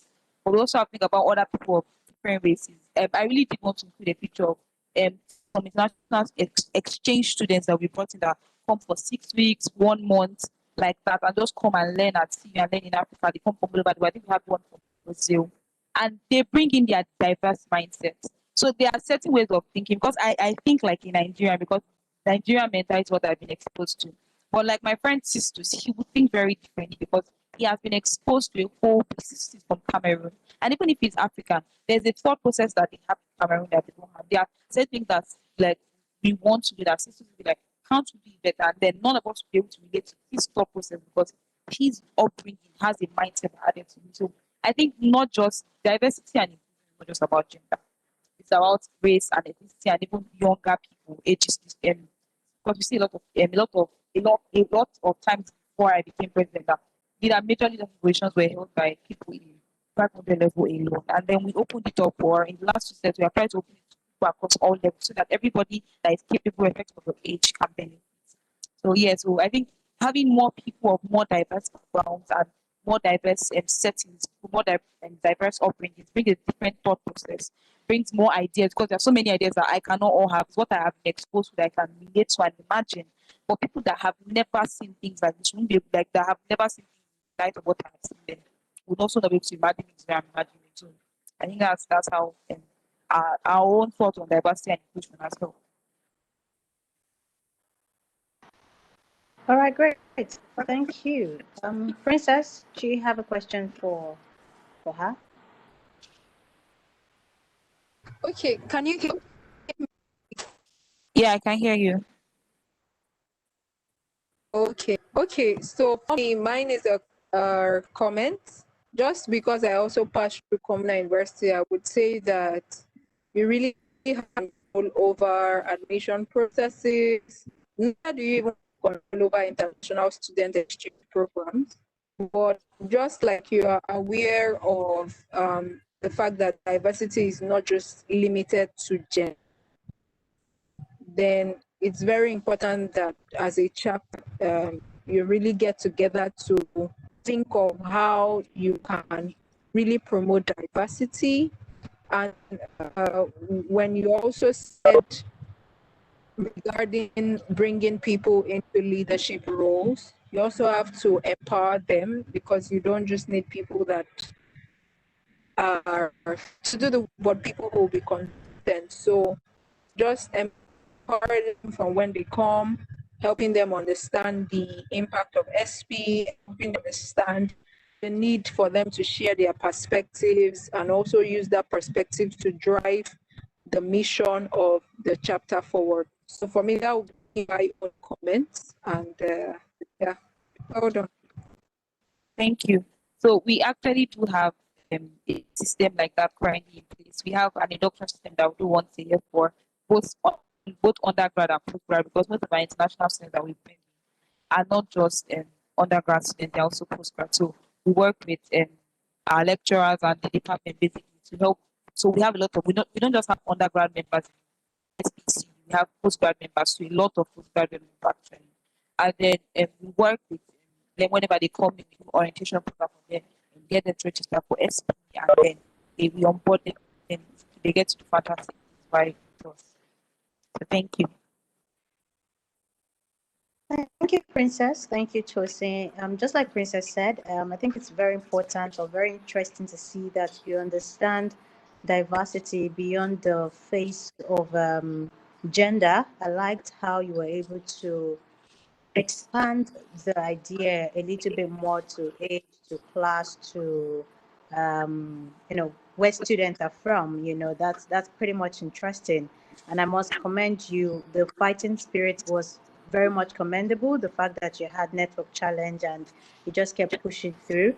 Although we didn't get much of your initial presentation, but your fighting spirit to the very end, particularly the way you answered the question, kind of boosted your entire presentation. So well done. Thank you. Thank you very much. Thank you.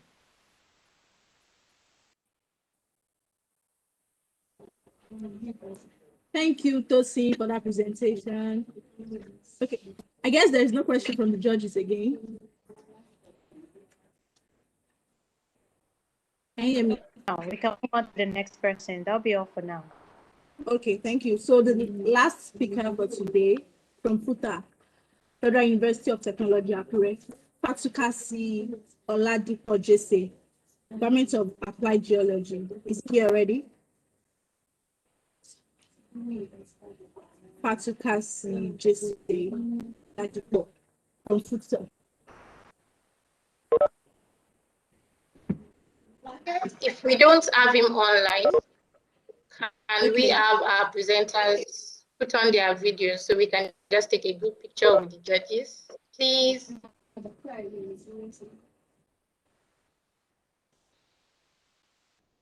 We're supposed to have someone from LASU. Yes, there's no speaker from LASU, according to Ms. Mistura, right? Yes, they. No. Okay, so from FUTA, I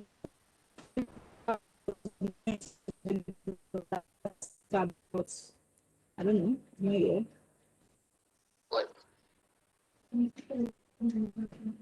And the presenter. Say hi to the camera.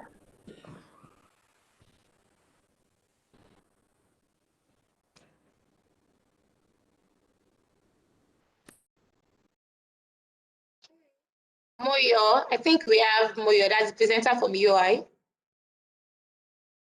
MJ. Yes. Your video, Yeah, can you please. put on your camera?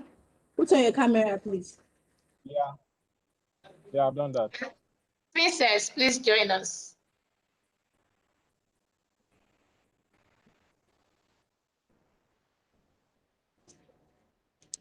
Okay, 1, 2, 3, go. Cheese. Thank you all for the amazing presentation.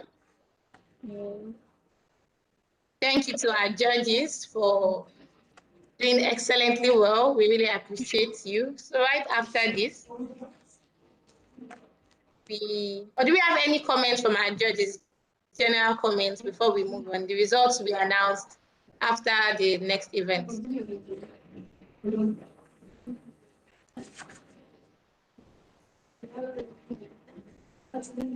Okay, there are no comments, so please let's Let me go just ahead. say, let me just say something quickly. Okay. Yeah, I really want to thank and encourage the student chapters for everything they're doing, especially as regarding diversity and inclusion. It's really important, and honestly, I'm really encouraged. It's a lot. I can see a lot of progress between what I'm seeing now and what it was while I was in school. So kudos to you guys, and I'm very sure the Lagos section will support and encourage you in any way that we can. Right, Mr. Yes, we will. Thank you, Chooks.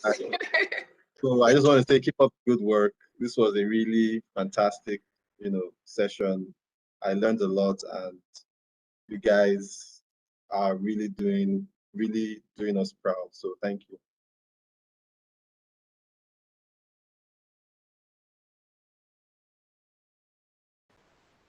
Any other comments from the judges? Thank you, Mr. Scary.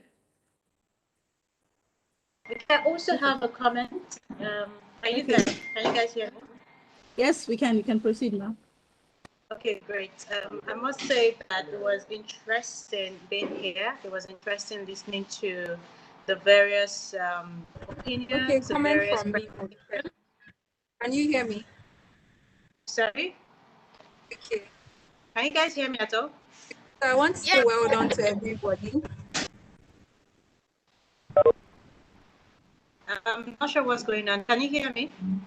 We can hear you. Yes, I can hear you.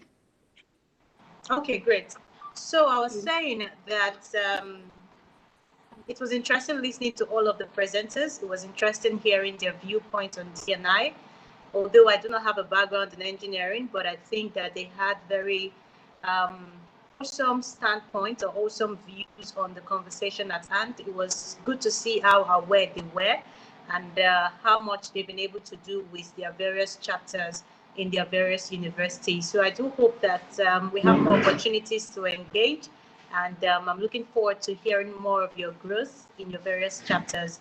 Well done. Whichever this goes, however it ends with the result, just know that you guys did an amazing job, and I am very, very pleased with what you did. Thank you.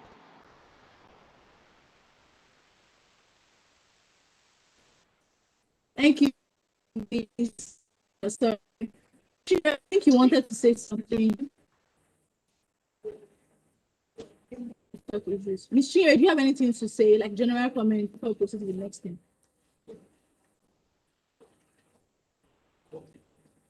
Ms. Chinwe, do you have anything? Okay. Let's move on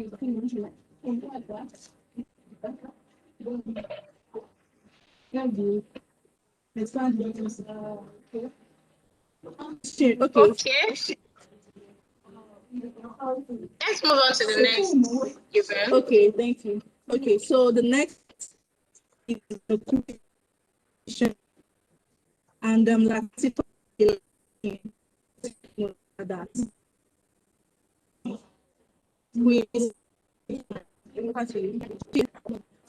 Right, thank you.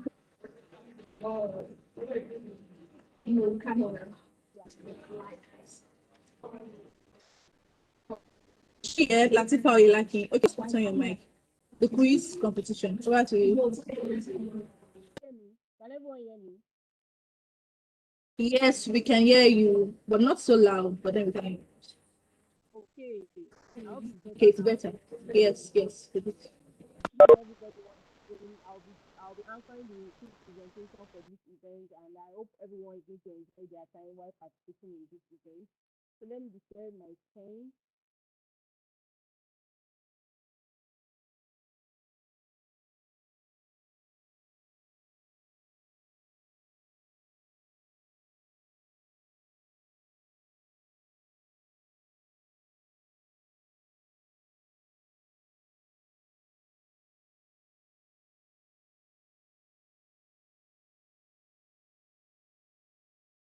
Okay. So quick challenge. Our quick challenge is going to be starting now. All about general science, general knowledge, about SPE, talks about legal section and all that. Oh, we are all ready to participate in this challenge. So before we get into this challenge, I would love to give one or two instructions on how to participate in the quiz for this program. So in the challenge, you open your web browser and you type to kahoot.it, kahoot.it. So immediately whether you're using a phone or a system, once you type this into your web browser, once you type it into your web browser, it brings in an interface and you have to enter your game code. So please try to take note of this code, participants that want to participate in this quiz, 0270259. Immediately you enter the code, it brings out an option where you fill in your name. And please, once you are filling in the quiz name, make sure you include your first name, your school. Now, when I mean your school, you don't need to type in your school as your phone number. Now, your phone number asks for me the last four digits of your phone number, the last four digits.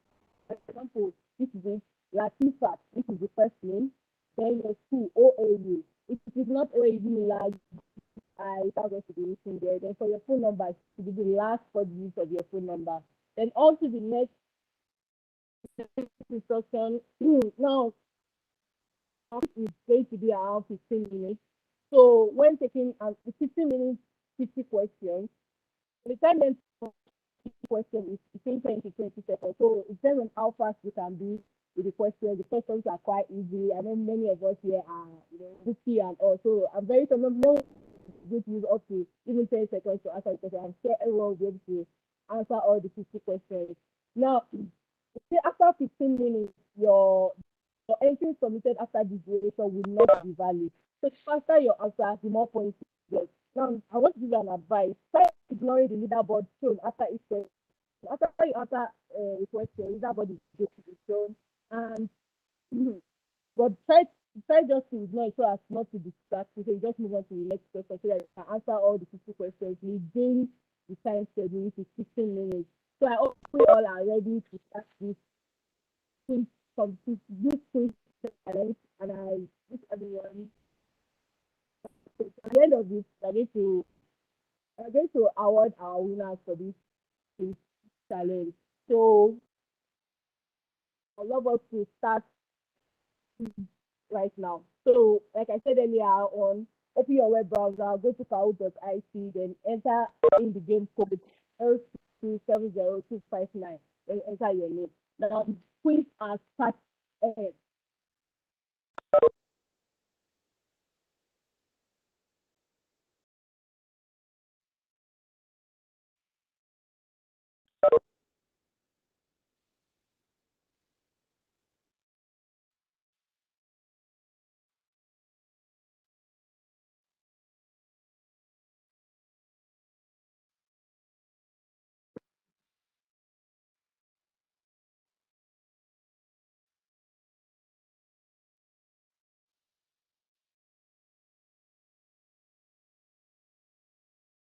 So, Latifa, has it started?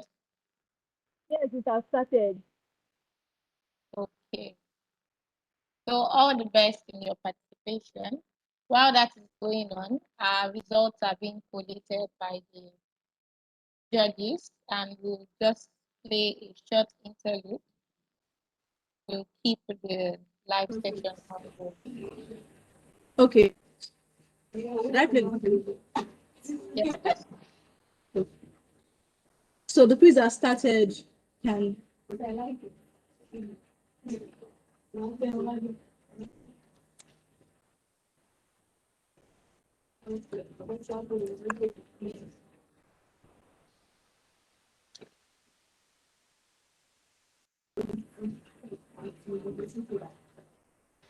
Latifa, please share your slide again. Wait, Modupe, hold on with the video.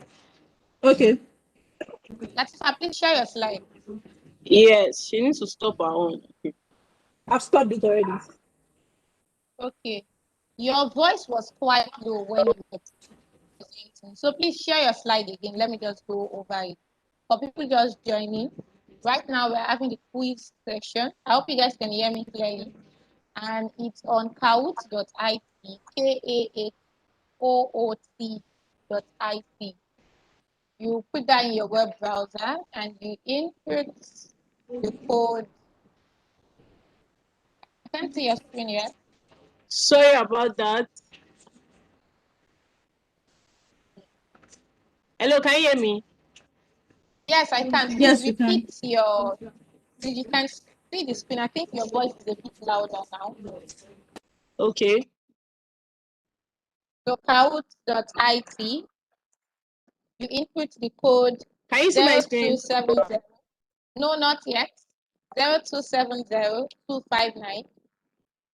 You input your name as first name, school, and last 4 digits of your phone number.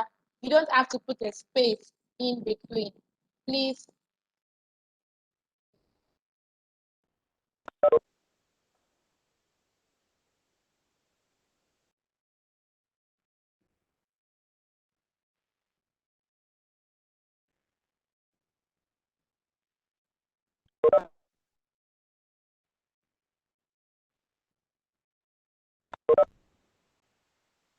Okay, so please, the quiz is ongoing, out.it. If you're just joining us, you can still join the quiz competition.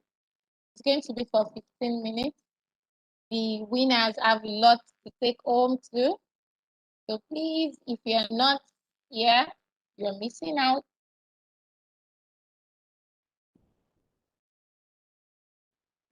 Yes, quiz competition, kahoot.it, kahoot.it. When you enter the game code 0270259, and the next interface request for your data. That's first name, school, phone, last 4 digits of your phone number. As the example says, Latifat OAU 4531. The interface doesn't allow more than 16 digits. So please, let's be mindful of how we input our names. 15 minutes countdown.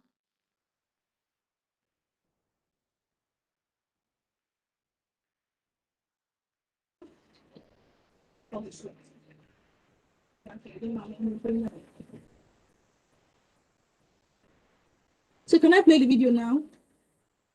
Yes, we'll be changing the play the video now.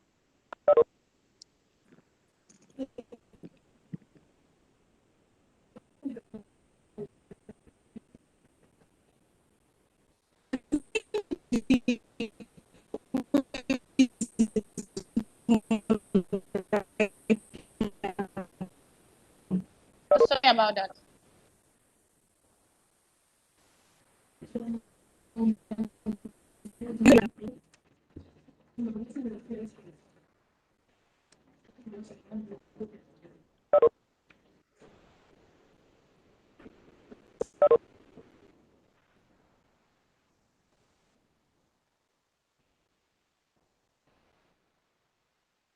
Your audio is not up. Yes, I'm looking at sorry.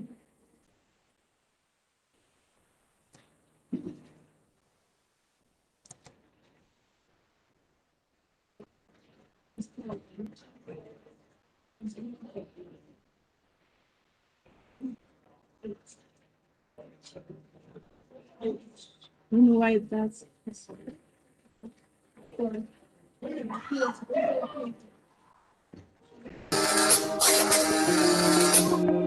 Sorry, I'm working on it in like a minute. Sorry.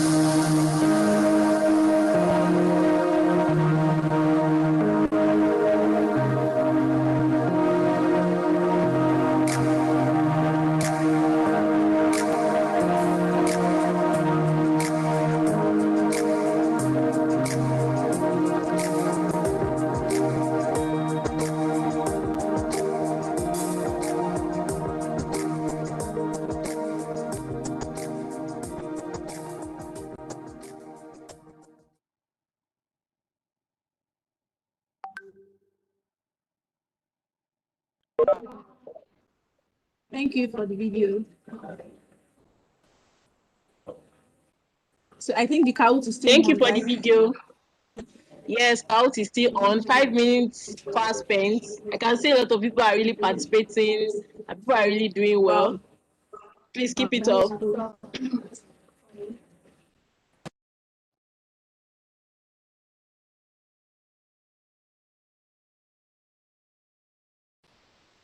We're moving to the next thing now without wasting much of our time.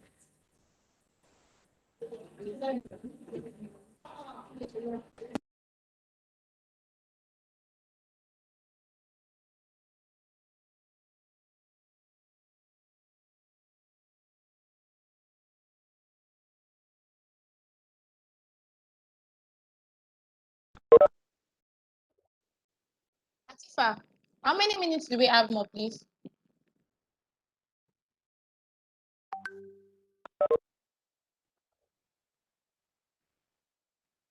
We have 5 minutes to go for the Kahoot quiz. Okay. Yes, people are really participating. You can see the likes of Tope, Tosin, Peace, Mayokun, Oyindamola, Ife. You guys keep up with the quiz. Okay, good results are coming in. You can still join us at scout.it, I guess. Yes, you can still join us with scout.it and with using the code 0270259.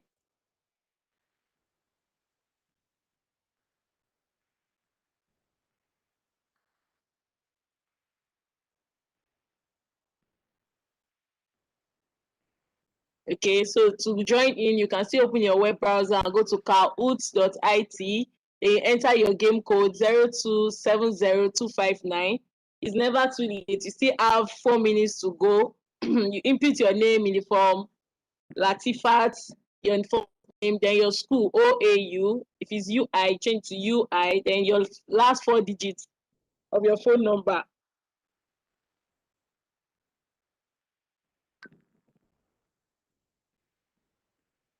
If you're on YouTube, I posted a charge card giveaway earlier on. Another one is coming up right after this.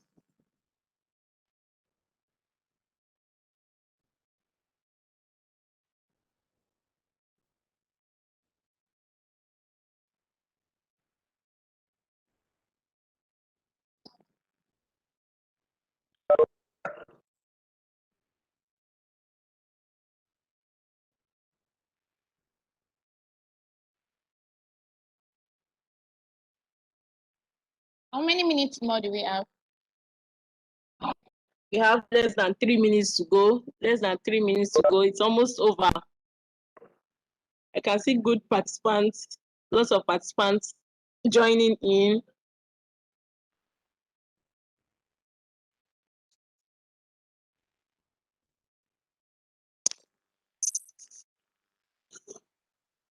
Okay, we have less than 2 minutes to go. Less than 2 minutes to go. Participants, please keep it up. Don't be discouraged. Still keep answering the questions. You can still do it. You can still make it. You can still make it to the top.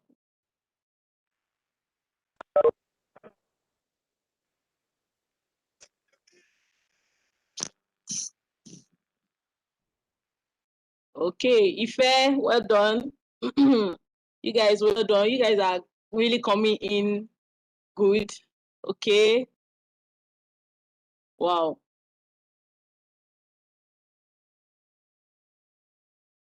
Okay, we have less than a minute to go. Less than a minute to go. Some few seconds to go. Please, let's keep participating. Okay.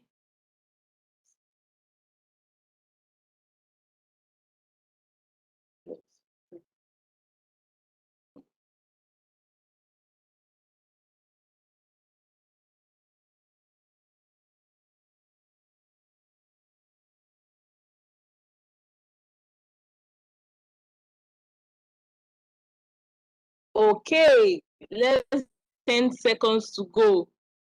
Less than 10 seconds to go. Less than 10 seconds to go.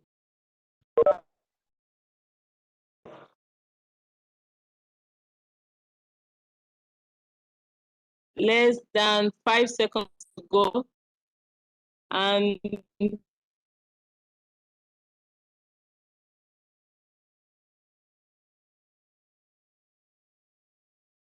the quiz, 15 minutes has elapsed and the quiz ends now.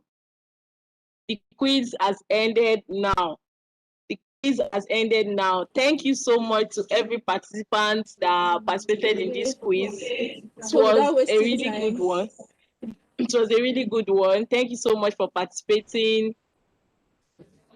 All participants, all your work that you've done. It's really nice, really good. Okay.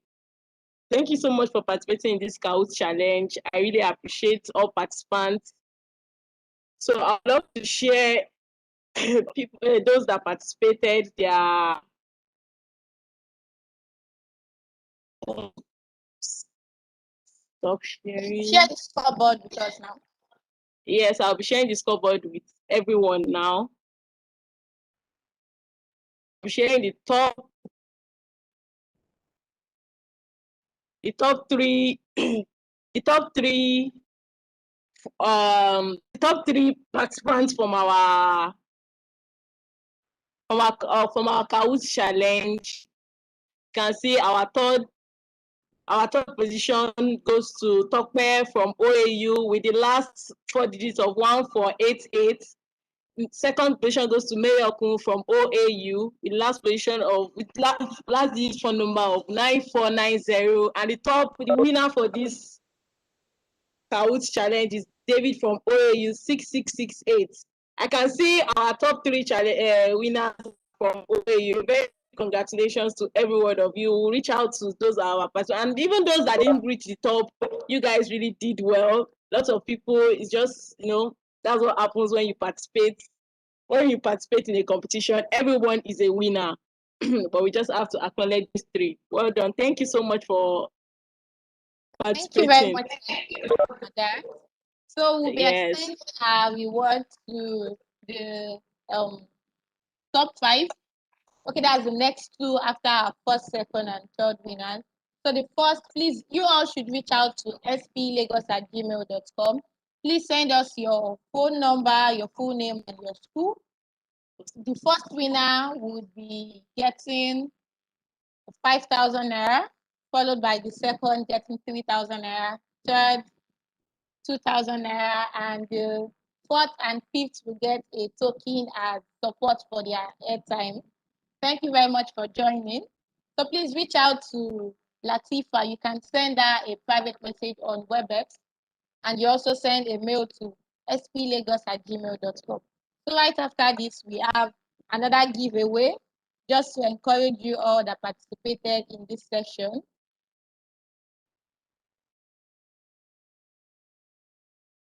Okay, for the giveaway will be starting now.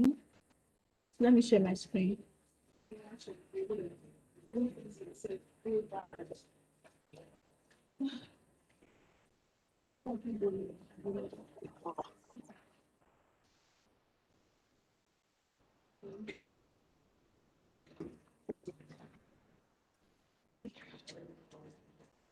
So it's fastest fingers. Modupe, are you ready? Yes, I am. Okay. So this should be super easy. Please, if you have our airtime, just let us know. You can give a thumbs up. You can clap. Just drop so a comment in the chat room. Yes, please. I'm sure most of you went through. We all went through primary school now. We did this Roman numeral. So you need the meaning of highlights.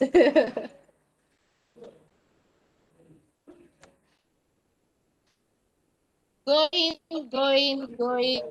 So has anyone gotten the card?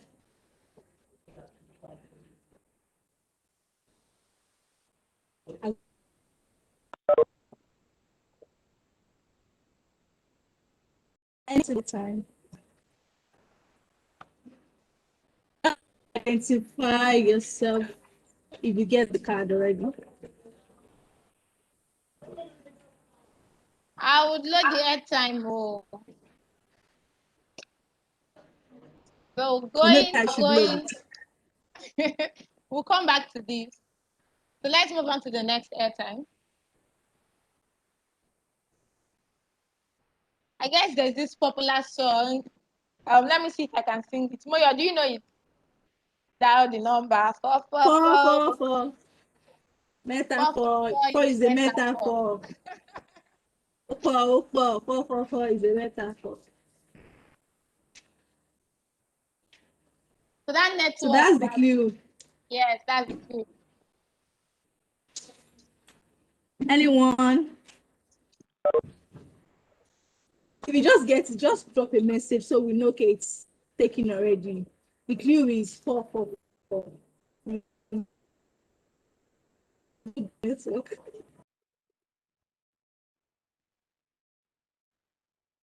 Do we have a winner?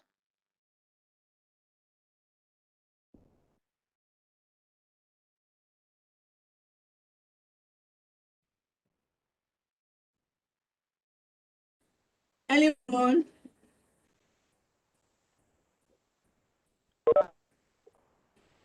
Maybe you just miss the next one.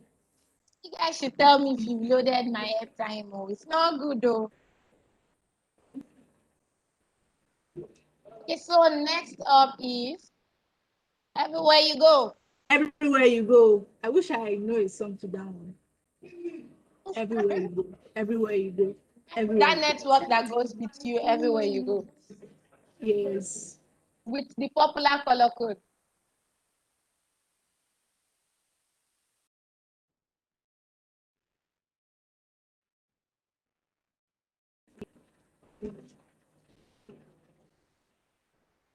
Has anyone gotten their time?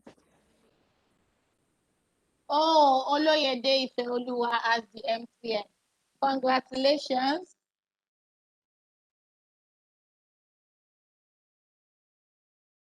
So let's move to the next one. I'm sure you guys have been seeing this beautiful woman on your screen lately. It's this advert from this network that uses the same color as our country. Yes. So that's the clue. The woman is the clue. Or the women, they are the clue. So which network is that?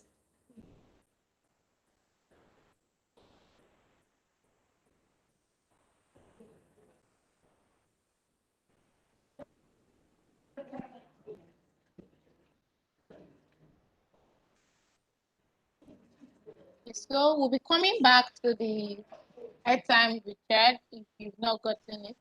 So let's go over to, I'm sure most of you have been waiting to hear the result of the presentation we had earlier on by the student chapters. So Modupe, let's welcome our section chair. Lagos section chairman, Mr. Michael Oyeri. You're welcome, sir. Thank you very much, Modupe and Mistura. It's been an interesting 2 hours plus, and I've enjoyed every bit of the program. Well done to our students and all our resource persons that have energized this program so far. I know that the students, the chapters that presented have been, so much kudos to them. They have exposed a lot of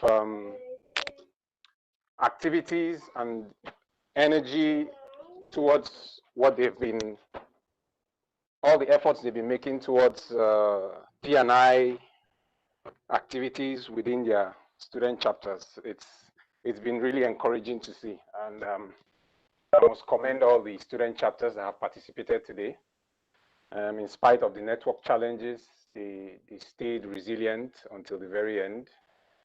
And what was very noticeable in all the presentations was the transformational D&I activities that they were all having in their various universities. So that was impressive. That was impressive, I must say. Well done to you all, and to our judges as well. Special thanks to Moyo, Chooks, and Princess for all the comments and all the feedback they delivered to the various chapters that presented.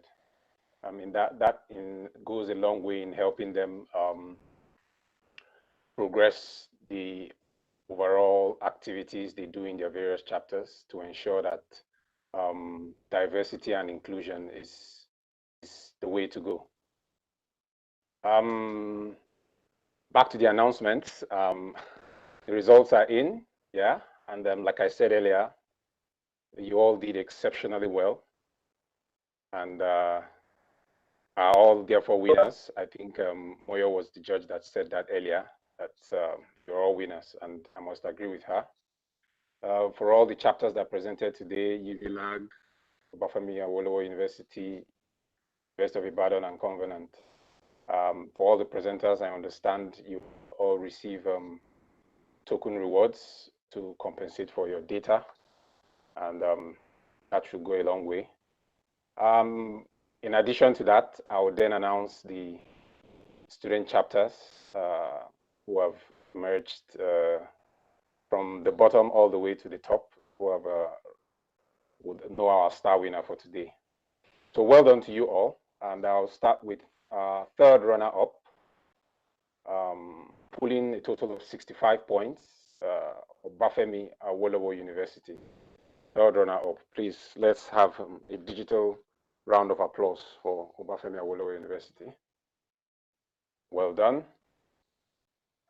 Mistura, can you confirm that? Okay, I see a digital round of applause. That's good.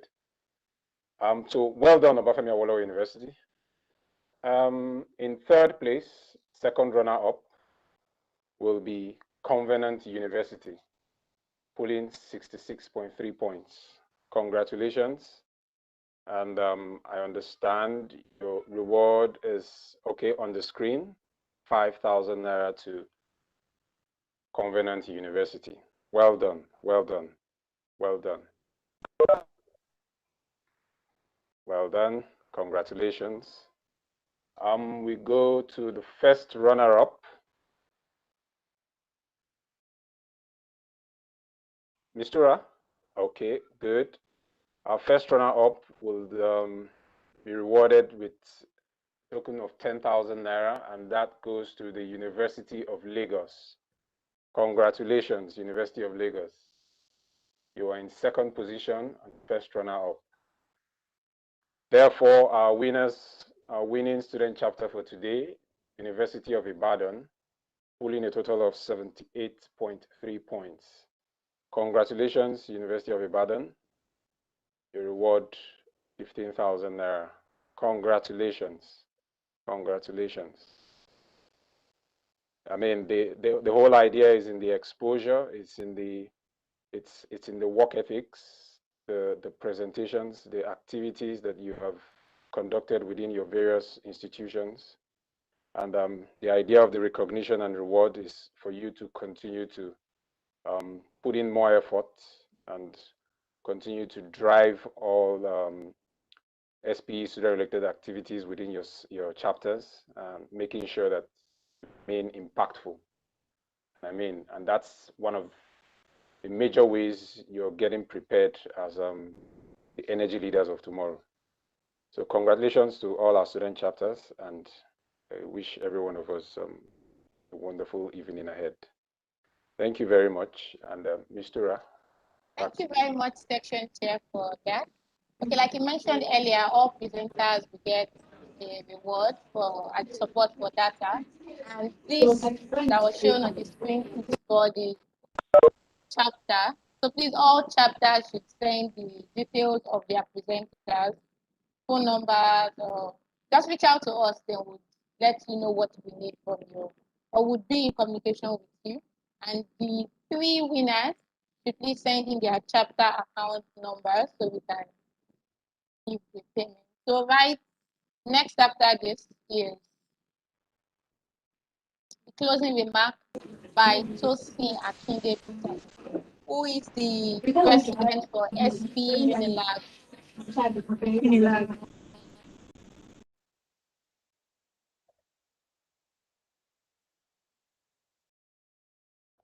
Tosin, are you online? Sorry, Mistura, maybe before Tosin comes in, I would just want to make a comment. I mean, okay. Yes, and it's likely a very surprising comment, and it is the fact that I've been impressed with all the presentations today, and I think it is fair that all the prizes are doubled to those chapters. So yes. That's good. Thank you, Section Chair. You can come back with an approval request for that, and they deserve it. So all the prizes very much to the student chapter. Congratulations. Thank you, Section Chair. Thank you. So congratulations to our chapters. Thank you for doing awesome. Thank you very much. Everyone. Just be more audible. We can't hear you.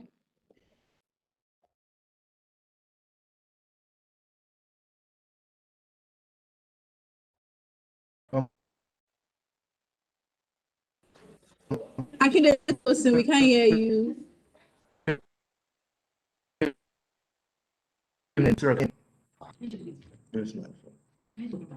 Sorry, can you hear me? Yes, yes, I can hear you now.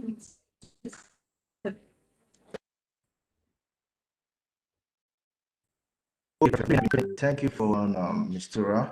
I would like to say kudos to the Lagos section and all the student chapters that have collaborated to ensure the success of this event. I would like to appreciate all our participants and guests and people that have joined us from yesterday to today on Cisco WebEx and on YouTube. I would say this event has been a success, preparing tomorrow's energy leaders, focusing on the role of diversity and inclusion in technological advancement.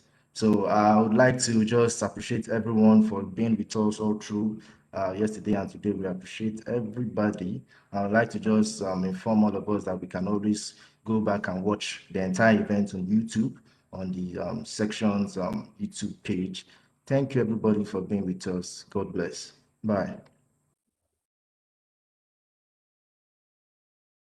Thank you very much, Tosin. Modupe, are you still on? Yes, I'm here. Okay. I'm here. Okay, so we can go back to the airtime to see if we still have winners that Okay, would be willing to take it before we go. below there. Yes. Okay, yes.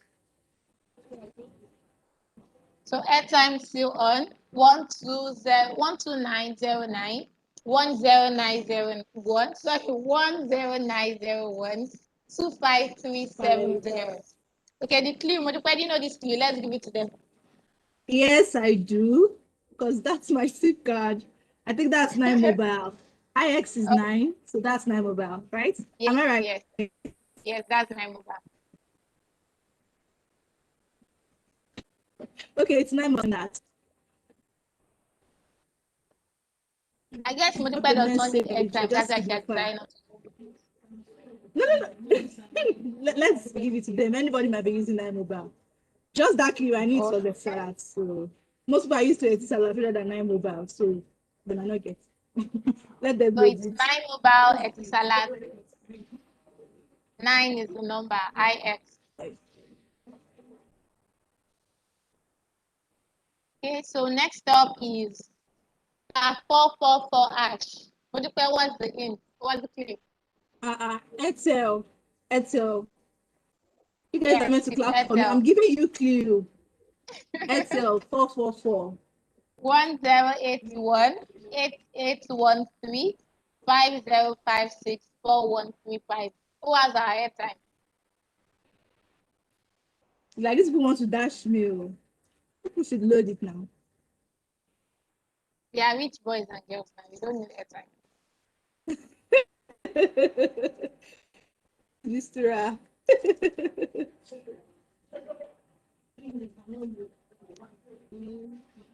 Anyone?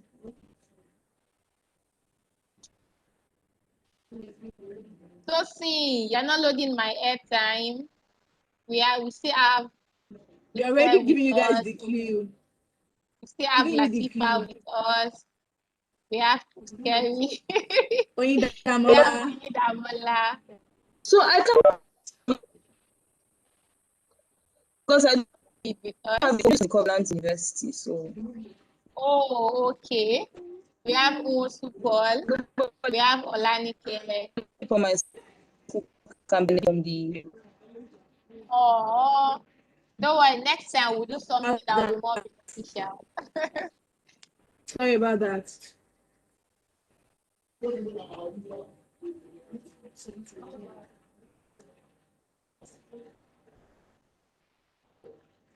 So next up is the last. Okay, we have airtime. Yes. MTN is gone, and now we have the stars. Low to the world. 85546. Please, if there's an issue with the airtime, you can let us know why you've not been recharging. 85546 51064 322 32221. Who has got my airtime? Okay.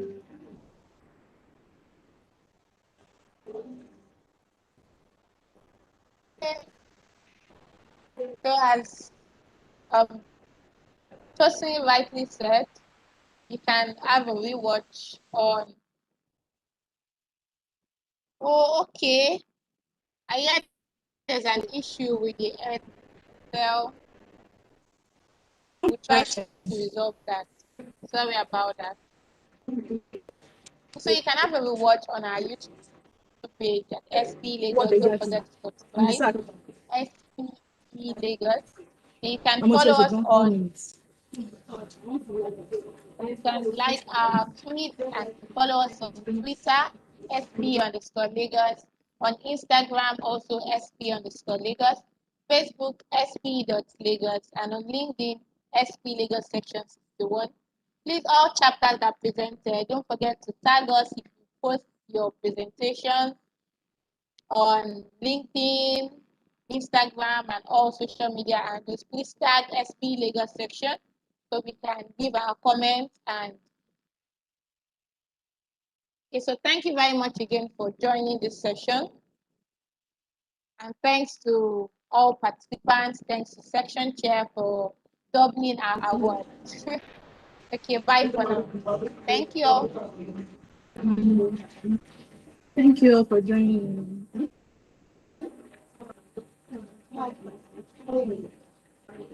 Bye.